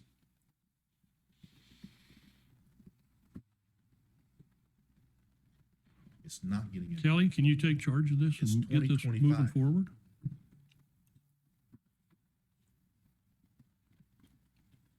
I think Lisa and Charlotte are doing a fine job working with departments. I know, like Lisa said, she's overloaded. She's full. Her plate's And like full. Lisa said, Charlotte's been out for a few weeks. She's back now. It is a process. It is gonna take some time. We knew that starting out with. Okay, you pick the day. When do you want it done? You pick the day. I don't really care. Problem. That's the problem Nobody right there. cares. Nobody cares. I don't Maybe it's time somebody I cared don't think around that here. it's not anybody cares. I think That's not it's a- you, that's what you just said. I just said, I don't care, All right, Charlie. you don't. I said, I don't care. You just said, that's what we're saying. This county's been together for decades without a time clock. And now all of a sudden you want it right now? I wanted it 2 years ago. I see. And it didn't happen. So now we're gonna set dates. Is that correct? And do something that hasn't happened, that we haven't done in the county for a long time. I think the taxpayer deserves to have the employees of the county on a digital time clock. And to punch the clock when they get here and to punch the clock when they get out, so we can have accurate records of when people are working and when people aren't working. We can track their vacation time, we can track their sick time. The year is 2025. To be doing this on a legal pad is bananas. In 2020, I asked for this, the second meeting I was here, if we could get a time clock started in 20. And we've done, we're doing it. We are doing it. And I can say majority of the people are doing it. We're getting them straightened When I was out. at the hospital, we switched time clock companies. Like, I think 3 times when I was there. 2,000 employees. Implementation took 30 days. But they were already on a time clock system. And I wonder just why they changed were companies. already on a time clock system, because accounting and accountability was important to the hospital. It's important to the bottom line of an organization. And Lisa said it, that's how you account or track vacation time and all things. You know it's a good thing. It's just that I understand you don't have the time to implement, and we need to get, you agree it's time to have it. Did you see where we did have a report that was given to you all for the detention center? And where their vacation sick and everything was? I think it's I'd say that happening. it's It's just not happening. I can give happening you as a fast as what we'd like to see. Yeah, That's all. I can give you a It's just- report. when There it's just done, might it's be done. some people that still need to be updated because we had them in there correct and they didn't use it for a year and now we gotta make sure everything's And I cleaned know up. Steve's doing there, we do the same thing. Our guys all punch in and out, but they write a daily log, they do a log on paper that says they work on this job from 8 in the So morning. you're allowing the paperwork on top of the We time pay on the clock? time card. Oh my We gosh. pay on the yes. time card, but what we do is we track if we work for you in the morning and him in the afternoon, that way I can break it out Yeah. instead of just running straight hours. It- I know it's- what's done. It's a new That's what process. he's It's doing. it's gonna Is take it? some time. That's all. It's just gonna take time. It would be different if nobody was doing anything and it was just sitting idle. I'll I give don't know you, that that's the case. I'll give you a number next time of where we are as far as who I can't give you a report on what's approved, but the majority of the people I think are it would be there. appropriate for this board to know how many employees are submitting paper time cards. Who they are, they don't need to be, doesn't need to be public information. But we need to know who's not following county policy. That's our prerogative. Everyone in my office punches a time clock except me. Do we have, do Your you think we salary, have people your that are salary. not punching the time clock? No, I think everybody is at this. Everybody's point. punching the time clock. It's just a Yes. matter of what's going into it and getting it reconciled. And I We know just that need to was- pay off of it. We just need to start Yeah. paying off of that. Their supervisor still has to check those hours and before they go in to be paid, right? Well, generally, if you have somebody that has a question, they punched wrong or forgot to punch out, those have got to be checked, but everybody else that understands and they're following the rule, So- you don't need to check every one of them. So, every so what I month. just said is that everybody is punching in and punching out. What we're working on now are the details after they punch in, after they punch out to make sure it's To correct. pay them off of those Okay, punches. That's That's what think that's what I'm hearing. getting. Yeah. Maybe I'm wrong, but How to put in their request for vacation, the sick pay, their floating holiday. If they miss a punch, what's the procedure? You go to your supervisor. I'm still having handwritten time cards to compare to my time clock punches right now. Till I'm comfortable that I'm doing my part right. All right, Mr. Wagers, come on up. Mitch Wagers. I understand the whole set of policy thing, but I think in reality, having been in management positions, you really need to look at the details as to why certain people might be opposed to punching a time clock as provided as here's my slip, put it on a time clock, it gets punched, right? That seems simplistic and easy enough, but I don't think everybody that works for this county has that simplistic and easy enough job, right? That's just my opinion. Like maybe there's not a time clock in their road grader. I don't know. So I'm just saying it may not be as simple. So I'm providing some good support just to say that I don't think it can go as fast as just flip a switch. Unless you have some allowance for people that just physically don't. The road grader sits in a shop and you go to the shop to get the road grader. I understand, but that's not the way it always works every day. That's true. 365 days a year, right? So, like, I understand, like, okay, we're working on it, and I get it. I'm just providing support for we're working on it and we're getting it. That's what I'm providing support for. I think the most difficult one right now is we got to get all the sheriff information corrected for his deputies and clocking in and making sure they're not getting too many hours on the holidays, and things just get a little messier with the differentials. And even then, detention center, it's still going to be very manual for them. They clock in, they clock out. That's not the issue. It's just making sure they're getting paid the right amounts. And sometimes, and they've already checked with time clock through the years. Their pay is not easy to calculate. Like I said, differentials at night, when they come in and work the extra hours, how we add it into comp time. Is our payroll system too complicated for the staff that we have? Oh, Do no, we I need wouldn't. more staff to make payroll? Right now, the integrity of the payroll system is there is none. I think there's a lot in question.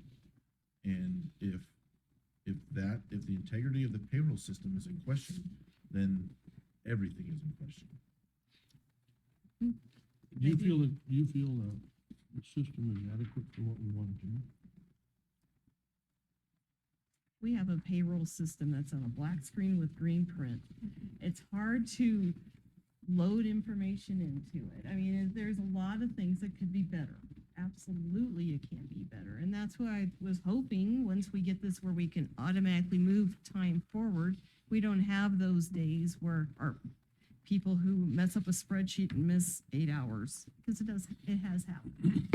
I don't, so that's the kind of things that we hope we can get fined. That would be in a better way, like you said. I just hope we can move forward so we can move on. Oh, I feel like we're moving forward at a snail's pace, Another- but it's like you say, what Charlie came in one time with an example of what's your plate of work? And this one falls to the bottom every time because I got this other thing, I've got a deadline, I got this to take care of. So, and Charlotte's willing to help, but Kelly's got other duties. She's got her lined up she needs to take care of first. So, because she's her employee. So, Well, anyway. she was just helping you Yeah. last week, so. I think she'd be good help for you if you needed her.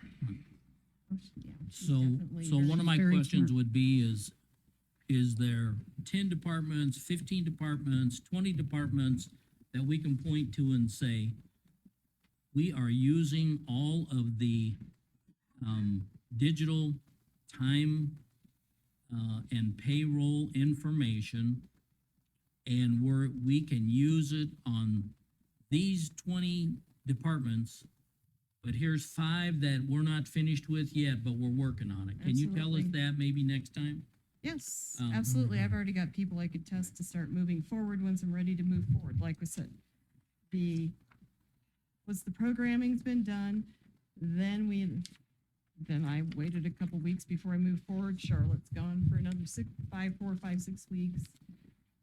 Just steps that we need to get, and we can now test and move that stuff in. There's several departments within this building. They're ready to give it a Well, shot. I appreciate what you've done. I mean, what you're building is a good thing. It's just a lot of, I know. lot of work, you know. Appreciate it. And I I just can would like to probably see us come punctuate- to the end. Yeah, print your report. like it's- But don't look at this one, this one, this aren't these departments, but these are the ones that I think were spot on Good. Well, as far as accruals. That's what I'm saying. And I don't think you understand how close we are.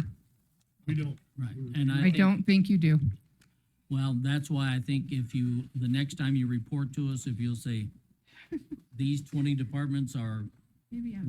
we're there, We're rolling. and we it's all got- doing good, and it's these 3 or these 4 that we're not good on, Yeah, we'd be interested in that, and we certainly can help put pressure, absolutely. I think, on certain departments.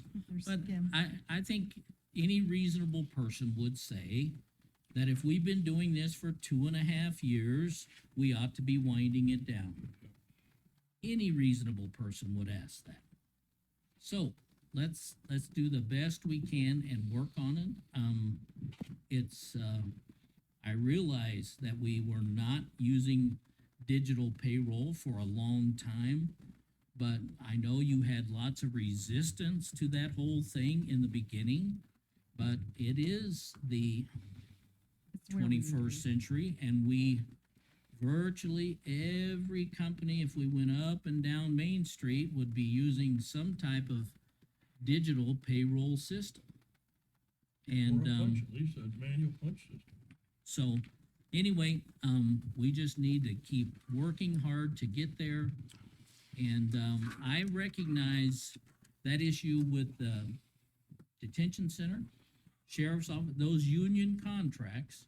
And I'm just gonna suggest that when those come up next time, we may need to try and write them in a way that's easier to deal Correct. with. I need to bring one forward. So I would just say that. All right, anything else?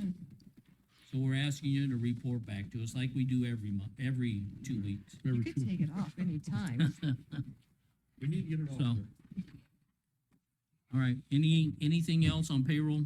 So currently salaried employees don't clock in or clock out. They don't, how do they report that they were there for the day?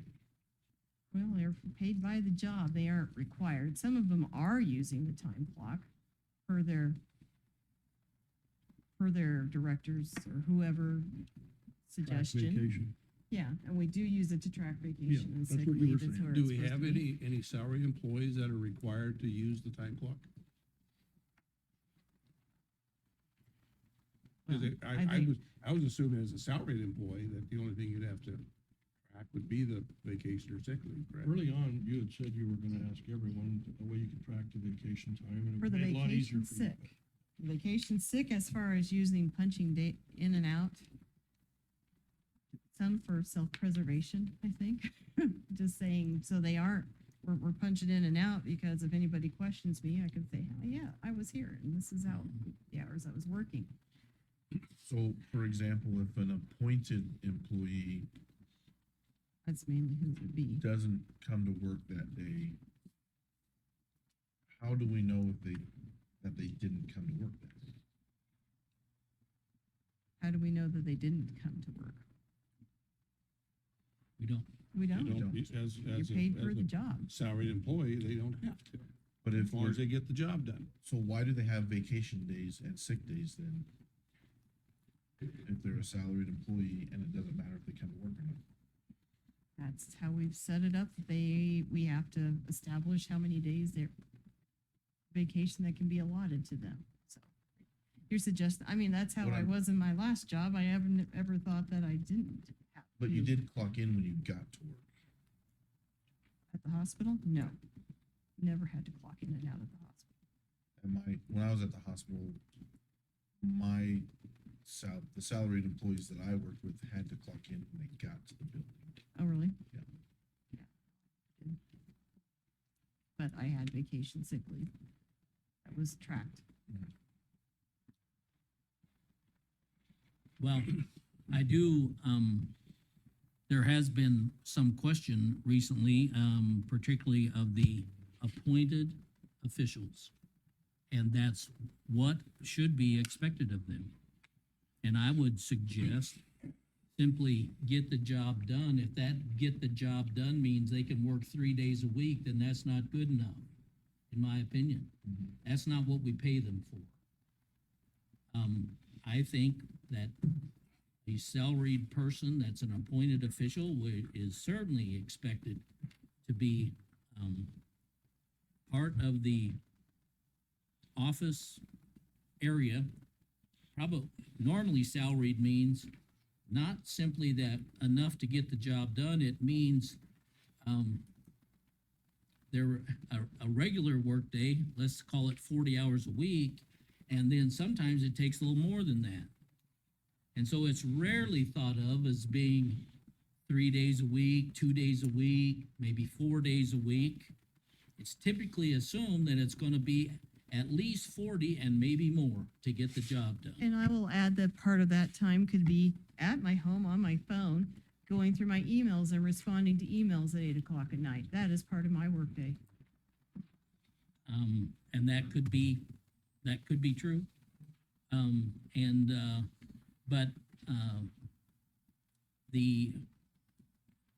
And I think that,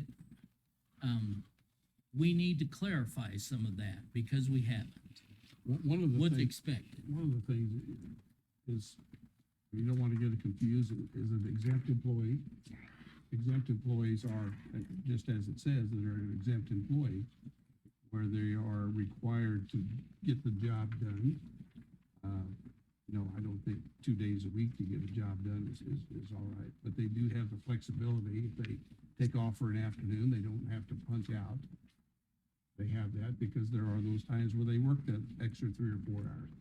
I worked as a salaried exempt employee for 30 years, and I still had to get permission. Somebody had to know that I wasn't going to be there. But if I got called out at 2 o'clock in the morning and spent the rest of the night, I didn't get any overtime for it either. So you don't want to split hairs with the thing, and I think we need to give the appointed officials, the elected officials, it doesn't matter. They can show up 1 day a week. That's what they want to do. But as an appointed official, you expect them to be there, expect her to get the job done. But if they have something in the afternoon or they're not there as many hours as we think they should be there, whatever that number is, that's why they become a exempt employee or a salaried employee.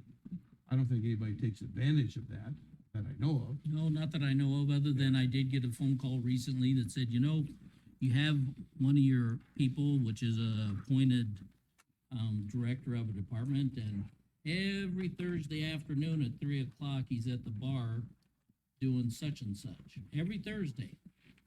And I'm thinking, something don't add up with all that.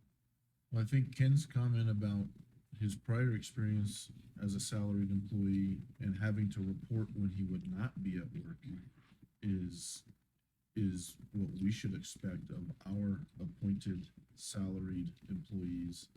And I don't think we get that. So I don't think we've asked. Well, we wouldn't have access to that information is what you're saying. Well, you know, I think, you know, there's definitely times in the past where I found out a month later that somebody was out for a week. Didn't know about it. Now, 2 days later, that person was out for 2 days. Didn't know about it. Finding out after the fact should be troublesome. Finding out just the courtesy of saying, hey, I'm gonna be out for a couple days, or I'm gonna be gone for the afternoon in advance is a standard of employment practice that this county has been completely lax on. It's for a good way too relation. long.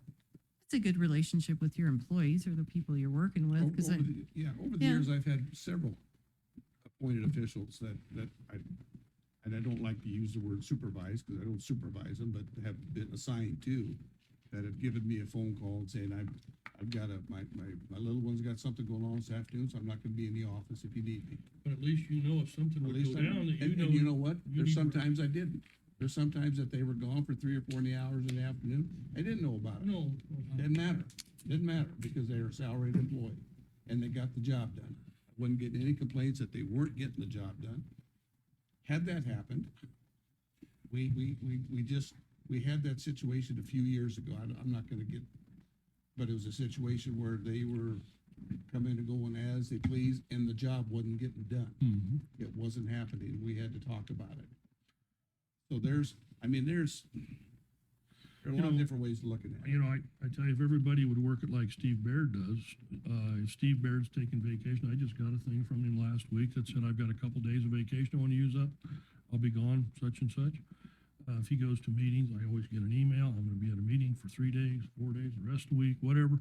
But he always lets me know, and then I try not to bother him, but just once in a while when he's out. But I think- But he does, Yeah. he does inform me of everything, and it really helps because if something happened, why, I know there's no need to call him because he's not here. We need to And- go to the next guy. And Lisa mentioned, it's a working relationship you have with the individual. Yeah, That's what it and is. It's true, and you could but ask he's for really good that. about it. He's really good about it. I mean, Mark could ask Jay, hey, if you're gonna be out of the office, can you just please let me know? Right. It's not, they don't need to give an explanation, just say, hey, I'm going to the lake today. I mean, usually they would give you a few days' notice, but, And I just want to tell you, I so then you appreciate can that, support Steve. them. Well, there's no doubt that we have a difference of opinion on that story, and the fact is, it's been left unchecked. And should we cause it to be more upfront is the question. And, so we're not gonna iron that out tonight, but it No, could be a issue that we need to address sometime. And again, so, I don't think anybody's abusing it that I know of. There may be. But, you know, our job is to make sure that the job's getting done, whatever it is.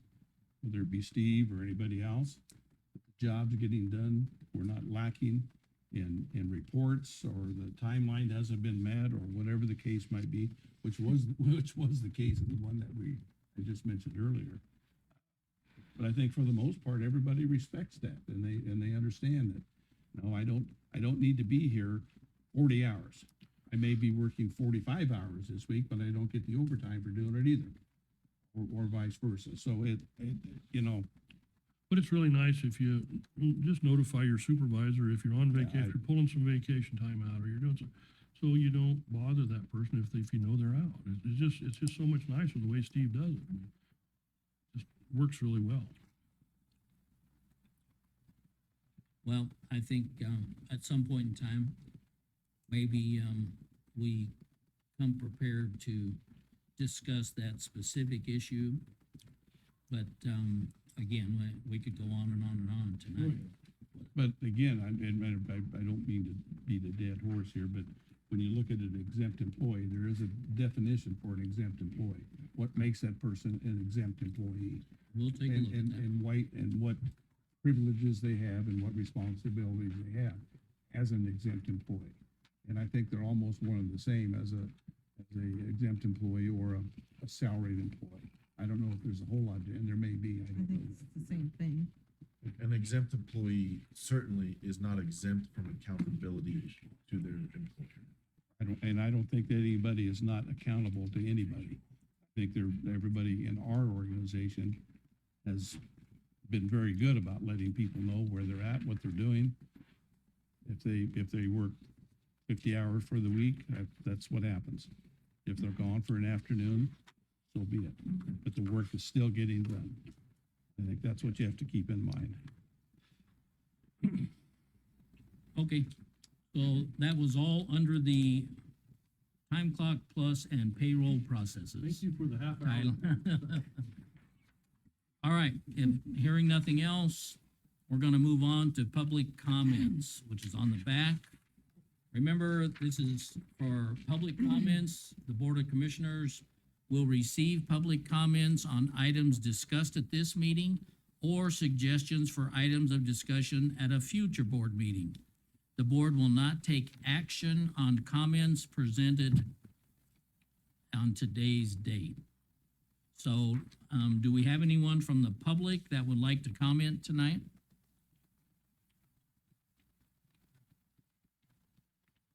All right. Isn't that many left? Yeah. Seeing none, we'll move on to the next item, which is board and staff reports with discussion. So we normally go around the room. Maybe we can start on this side. Sheriff, are you?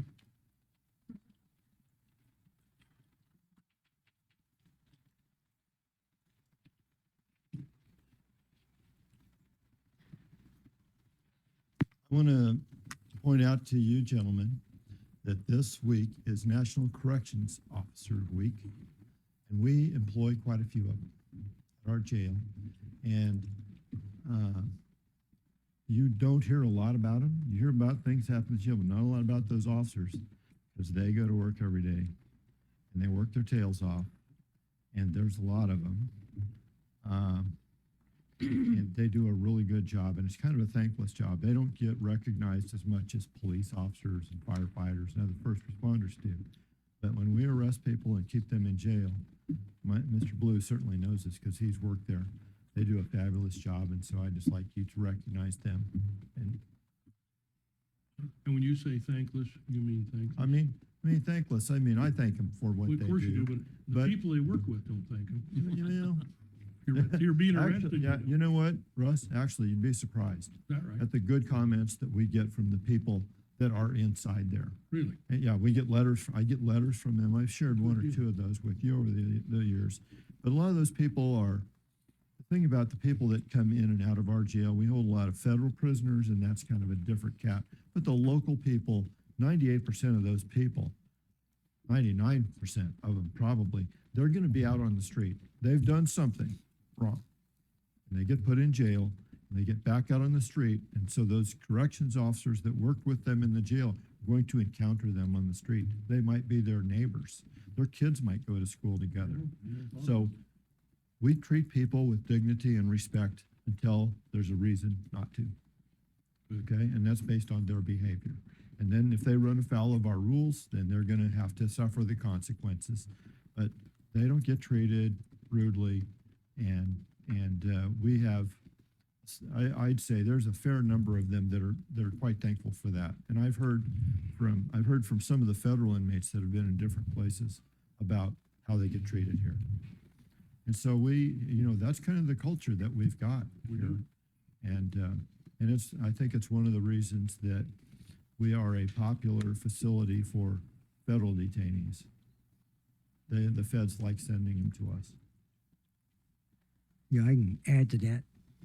Those corrections officers don't not only maintain and care for the safety of those inmates, a lot of times they role model.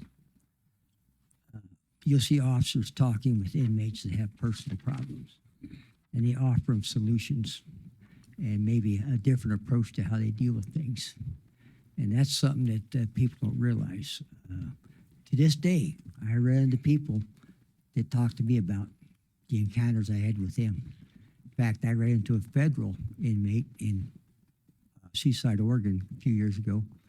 Was on federal parole. She recognized me. She come in and said, "Do you remember me?" I said, "I remember the face, but I don't remember the name." She said, "Well, you transported me to Con Air." And so we had long talks. She was doing very well, but those are the kind of relationships that happen in a correctional setting or even on a police officer on the street that people don't know about. They do impact people's lives. And so hats off to those guys and those women. Is this a Awesome job. one-day thing or is it a A month? week. A week? This is So corrections it just officer started week. Monday. Yeah, so we're doing things for them every day. We have drives and things like that. How many employees or how many corrections officers? There, I'd say today, there's generally between 70 and 80 people work there at any given time. Some of them that work there are contractors, but I think we have about 80 employees that work there. Basically, we pay them all, you know, because we have contractors that work in the on the healthcare side, and we have some contractors that work on the food services side.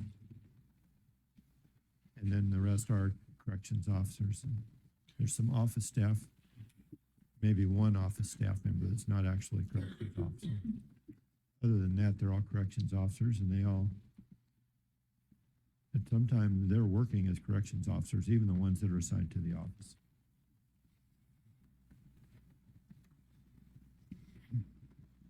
We appreciate it, and I don't know exactly, what kind of recognition would be, the best and appropriate to try and do it, other than certainly us saying it here.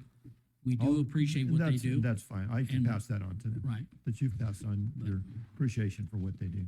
At least that. Okay. So. All right, Okay, that's all I have. that's for it? you. All right. Don't run off yet. Oh, hang on. No, I mean from back there. I need to talk to Oh, them back right there. after the meeting. Oh, I have to talk to you after. okay. All right, Miss Lisa? Anything? Just regional governance is Wednesday here. And Steve's gonna help us out and give us a lot of pictures of the Broadway. And he's tickled to death to do it, I understand. Isn't that correct, Steve? Yeah, he's excited about it. No, I think he won't be presenting in front of that many people. It'll be okay. Okay. All right, thanks. Jason, anything? Yes. Was asked at the last meeting a question about whether or not the county would have authority to impose taxes on skill games, and for me to take a look at the state of that legislation and what ended up happening with state statute. So the answer to that is the state statute is now set out in the Mechanical Amusement Device Tax Act, which is 77-3001 to 77-3014. And the state is imposing a tax. And I talked to the treasurer, Heather Hochschild, just to see when the county's going to begin receiving their share of the revenue. We'll get some revenue. We'll get some revenue. And that will start July 1st of this year. So the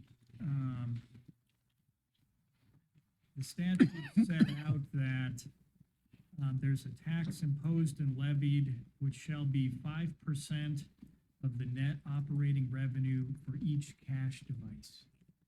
And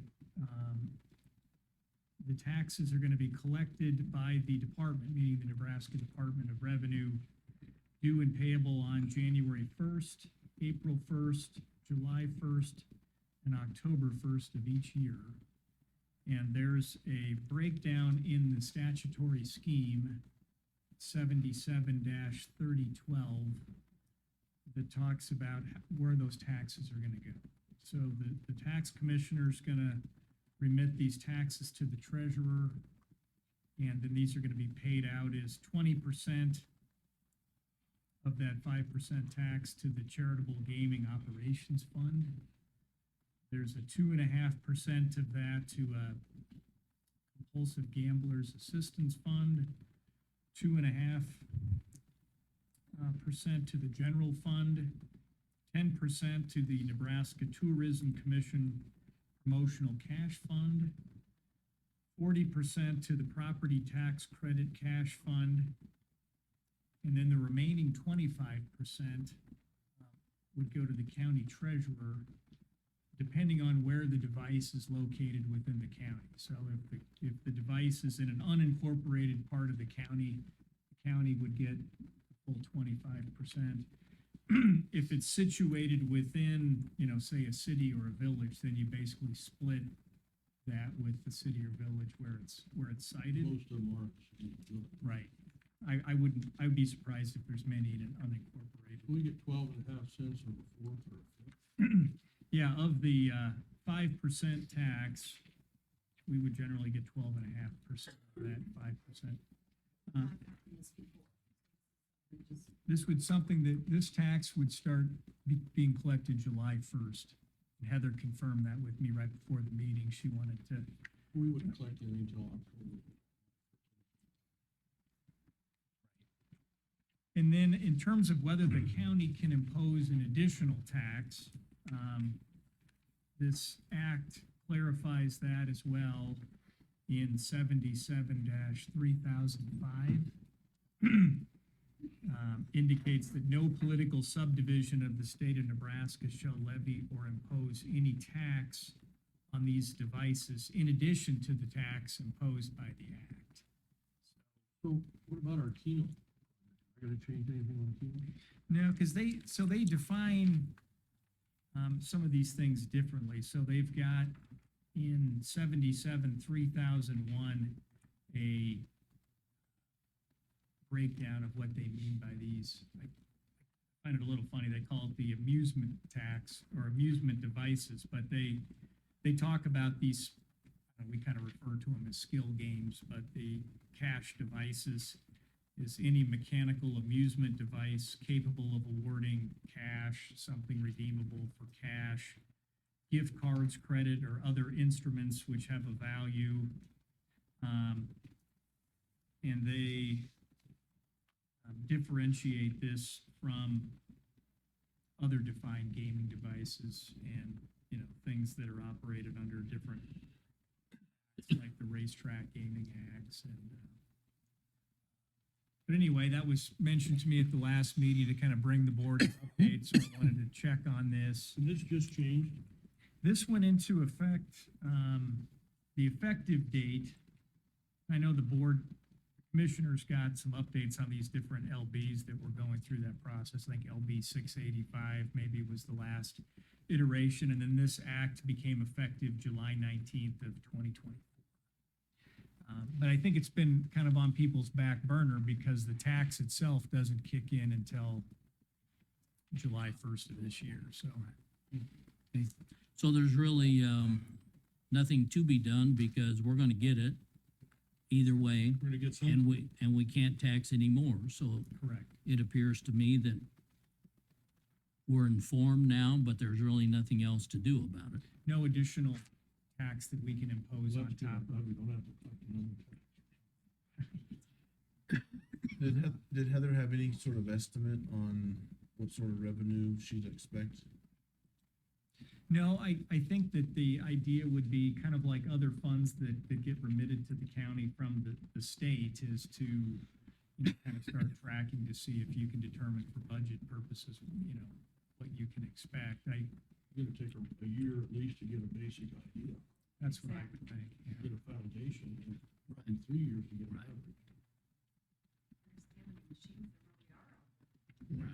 So I think I told her that she had informed me that she would be here at the beginning and likely gone at the end. So I wanted to let you know as well that she's aware of this and it's on her radar as that July 1st, 2025 start. Thanks, that's good information. All right, appreciate it. Thank you. Steve, are you next? Oh, sorry. Communications, yeah. Just a couple things. A quick note that Stiegel project, the asphalt is done. I don't remember if I reported that the last time. That was done a couple weeks ago. Turned out really good. And then the river bridge, as of this morning, all the concrete guardrails were poured, the deck is poured, and it's pretty much all cured to strength already. So we're on kind of on the downhill slide. They got a couple approach slabs to do. They'll spend the next 2 weeks tearing all their forms and steel supports that were under the bridge all apart. You'll probably see them with the crane raising them up and bringing them around and stuff. So then it's a matter of doing the fencing, which we're thinking 2 to 3 days. Midwest Fence Company from back east is coming in to do the fence along the sidewalk and some of the lighting. So I think we're probably June 1st, I bet we'll be hopefully opening it back up. You're gonna open by the end, possibly the end of the month. Hopefully, yeah, hopefully by the Our 1st of original June. ETA on that. Like Here. November, December, yeah. Right, yeah. End So, of the yeah. year. We had such an open winter, such a nice one. Yeah, they got a lot done. So these guys are working pretty fast. So there's you generally, well, when they poured the pad, you'll see pictures Wednesday, but there was 24 guys out there. So there's Everything going generally well 8 to with 12 it? guys out there all the time. So You're not having any issues with anything? with no, it? no. So that's about it. Any cost savings for the county with the timeline, or is it all bonus for them? It's all bonus for them. Yep. Yeah. So Generally, you give an extra bonus when you complete them that soon. So can't do that. that probably isn't So, gonna happen. There was a little cost savings with Stiegel. It turned out to be about 70,000 less than the $929,000 bid. So, which was all right. So, And with this project completed, our ARPA funds will be gone. yeah. So I got to use a little buyback money to probably finish paying that off, $100 and some thousand to finish paying the bridge off. But I have that in there. So. Okay. It's sure nice to get that one off your list. That'll last your lifetime. All right, Miss Kelly, I think you're next. I thought Cindy was next. Well, I know, I missed her back there. Cindy, yeah, come on up. Okay.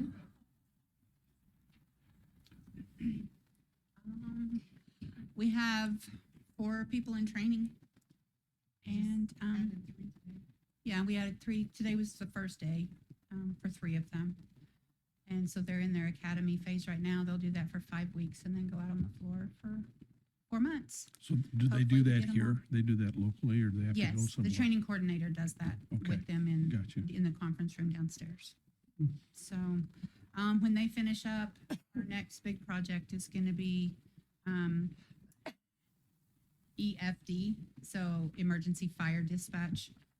We have a fire protocol that all the dispatchers will learn, and it's like a flip card process, kind of like the emergency medical dispatch that we use. It's the same concept, and we'll start training on that. We're hoping to have it implemented. I hope to have it implemented by the end of the year. Okay. And that's really all I had. Appreciate it. Sorry, I forgot you. That's okay. Twice. How many times it takes to get to me. Miss Kelly? Just, I had sent you guys an email letting you know I have some local training that I had hoped I could get your blessing on, even though I'm already it's election training. I need my staff to take it through an upgrade to Power Profile, which is how we keep track of voter registrants. Our plan is come in the morning. Training starts at 9, so we'll head up here between 8:45 and 9. And then after class is over at 4 on the 12th, we'd go back to our office until 4:30. And then on the 13th, it's just in the morning from 9 to 12, I believe. And same situation. As soon as it's done, we'd go back to our office. And I wanted to just start putting signs up all over the building right now, so they have a fair warning.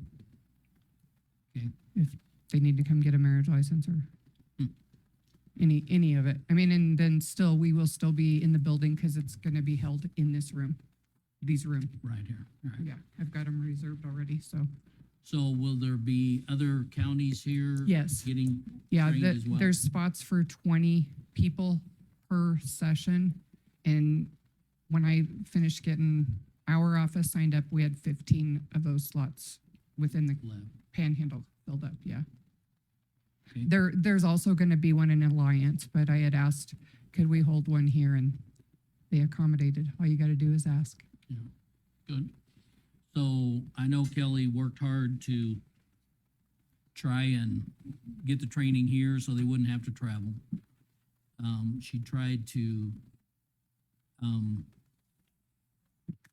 she knows part of my concern about closing up the office fully, but she tried to be open some in the morning, open some in the evening, and then only a half a day on the second day. And this is August 12th and 13th, if I remember right. If I remember right, you're right. So it's quite a ways out there. You're trying to give people notice. You send all of us an email. And so I think she's trying to accommodate us the best she can.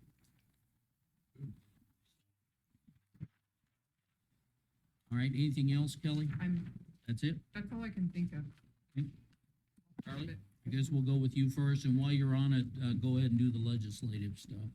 Yeah, so, I will let you know that this week is National Tourism Week. So I think I'll take the opportunity to let you know how important tourism is and why we should care about it and why we should scrutinize it and why we should pay attention, very close attention to what county tourism department is doing. We had a young man talk to us last meeting, where we're supporting a bike race with $16,000. With that $16,000 investment, the county expects a $600,000 return on investment in economic spending within the county. When an organization or an event brings in $600,000 worth of economic activity, hotels thrive, the restaurants thrive, the retail thrives. When hotels, retail, restaurants, when they all thrive, they generate additional tax dollars, sales tax, occupancy tax. And when those things happen, cities can lower their property tax levy. So, we really need to look at tourism spend through the lens of return on investment, and make sure that and consider opportunity cost. So when we place statues in a park for $42,000, and we compare that to the lost opportunities of potential events created, we're losing out on a lot of economic impact. I understand, the tourism efforts from Scotts Bluff County has really been like the PR arm of Scotts Bluff County. It makes people feel good to give out promotional checks. And we really need to be looking at it through a different lens of, rather than PR, it really needs to be viewed as economic opportunity. The county doesn't have LB 57. The county doesn't have LB 840. The county doesn't get to do TIF projects. Spending lodging tax is the only way the county can impact the local economy in a meaningful way. And lodging tax was sold to the hotels as a means to, originally, I still think the hotels probably feel a certain way about lodging tax and occupancy tax. But they can stomach it when they're told that lodging tax will be reinvested to help those properties sell additional hotel rooms. But when the lodging industry sees murals being painted in alleyways, they question, is that mural going to bring people to my hotel? And then, for a long time, tourism has looked, and specifically county tourism, has looked for ways to help people stay the night. They're coming to town to see the monument. Well, if they have a great museum to go through and they have a zoo to go to, they might choose to stay an extra night. And that thinking needs to shift, because the large hotel properties, the Airbnb owners, are telling us that we are not a destination. We are actually a pass through, and people choose to stay the night because we have the monument, because we have the legacy of the plains, that sort of stuff. So they stop and they stay on their way to another destination, and that's a those are tremendous assets for us to help have people stay the night. And those things really are, the National Monument and the Oregon Trail, and the fact that we are a main artery to Yellowstone, and we are a main artery to Mount Rushmore. Those things are like our birthright. You can't take that away from us. Those things exist. And so, yes, we need to promote those things, but we also need to focus on creating additional reasons for people to come here. That's why sports tourism, that's why concerts like the Horizon Music Festival are so impactful, because they give people a reason to come to town rather than just stop on their way to go somewhere else. We are both a destination, and we also have a lot of opportunities to create reasons for people to come. So, happy National Tourism Week. Something I'm very passionate about, oftentimes misunderstood about. So regarding legislation, we saw some victories, I guess you could call them, in the realm of inheritance tax. Replacement revenue is very much on the table for any reductions in inheritance tax. So that's a positive. I think the best case scenario is inheritance tax is stepped down slowly with an increase in replacement revenue to keep counties whole. So things look good on that horizon there. So TCD meets this Thursday, and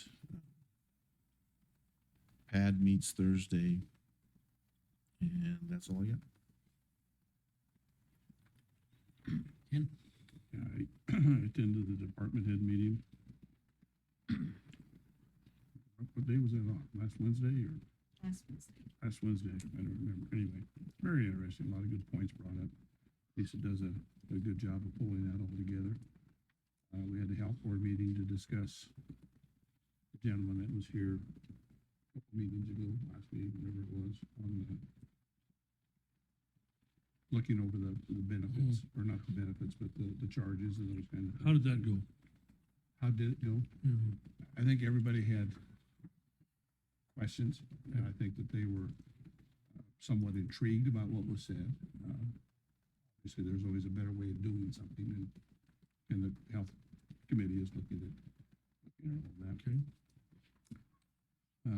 Mark said we interviewed with the tourism subcommittee. And I've got my 4 Thursday meetings coming up this week, so be a little busy. Okay, so I would, we have a Panhandle Public Health meeting coming up on Wednesday, but I wanted to tell you, something about that. Jessica Davis, who's the new director there, she had emailed me and then we talked by phone. Each county, recommends, and votes on by the commissioners for a community, what do they call it? Spirited community person from that county that is interested in healthcare issues. And Kristen Wiebe has been that person for Scotts Bluff County for quite some time. Her term in office is coming to an end, and she has told Jessica that she would prefer not to continue. And so Jessica is suggesting that we consider Marie Parker. That's Rick Parker's wife. And Marie has been on the board. She had actually been representing Banner County when they had connections there. And then she's off right now, but now she lives in Scotts Bluff County. And Jessica said that she would be suggesting or recommending her.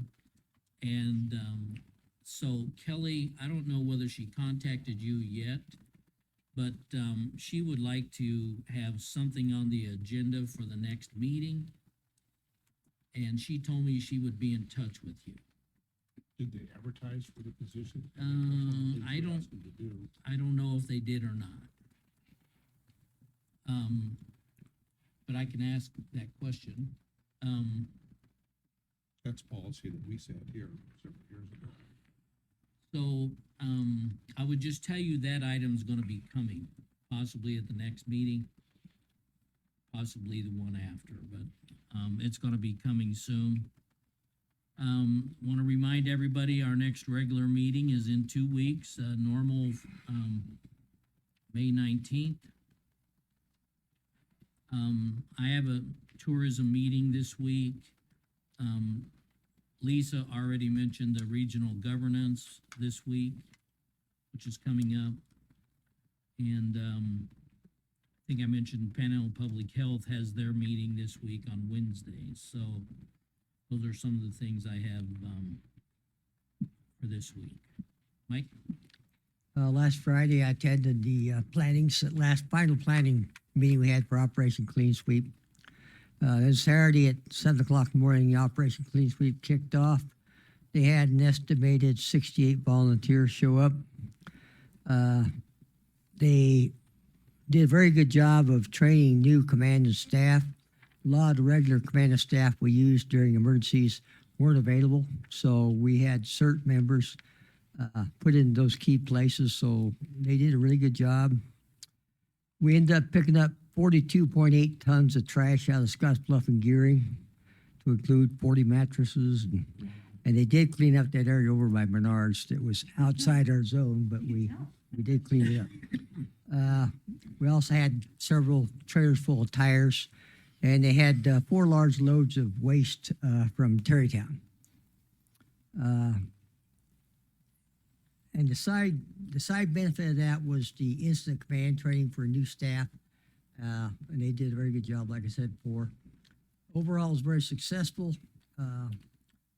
We plan on doing something next year through emergency management in a couple of communities, but that's in the planning stages. And then I attended the Emergency Management Advisory Board meeting this morning at the Carpenter Center, and there we was informed that Robert had his budget ready, so that's good. And we have Airlink training coming up tomorrow night, and then we have a hot wash for Operation Clean Sweep Friday morning at Public Safety Building in Scotts Bluff. A what? A hot wash. That's a debriefing, what we did right, what we did wrong, what we can improve. I was bringing my car to that. Yeah. So emergency management and Randy and Troy have been, or Tony's been very busy, and we used ham radio operators for communications. We did have Celinda and her crew on standby. We ended up not using them, but it was overall a successful operation. So. Russ? Well, I have a Capwin meeting tomorrow. I had all my other meetings last month. There wasn't really a lot of upgrades on anything, just standard meetings, just at the airport, different things. I do want to say something though, on what Charlie started talking about, and I hadn't really thought about this, you know, about putting statues out and painting walls. I mean, sure that it's an improvement to a degree, but I think if we got behind and put some more money into our fair, we have a lady right here that handles some really big events out there. I mean, they're some of the biggest events that happen in this county. If we could see to it that she had some access to some of those funds and could do some more things with them. I mean, we don't have big ball games coming. We don't have a lot of those things, but we do have somebody that can think outside the box and bring some things in here. And if we could help her with some of that, I think we could make use of those funds to bring some people and put heads in beds. I just want to thank you for what you do too, Lon. Hey, Russ, Yes. what is the airport discussing Wednesday? Do you know? They're having a special meeting? They're meeting Wednesday. They said they're meeting Wednesday. I was just wondering if you knew what it was that they were. I haven't even got anything on it. Maybe you aren't invited. I Okay. must be not invited, 'cause I didn't get anything on. Oh, it's all good. I'm just curious if you knew. No, I did not. Maybe the executive committee only, who knows? Yeah, it could be. It could be, maybe. I'm good. Yeah. All right, anything else, Russ? That's it? Done. Okay. So that brings us to the end of the agenda. And hearing no other business, meeting's adjourned.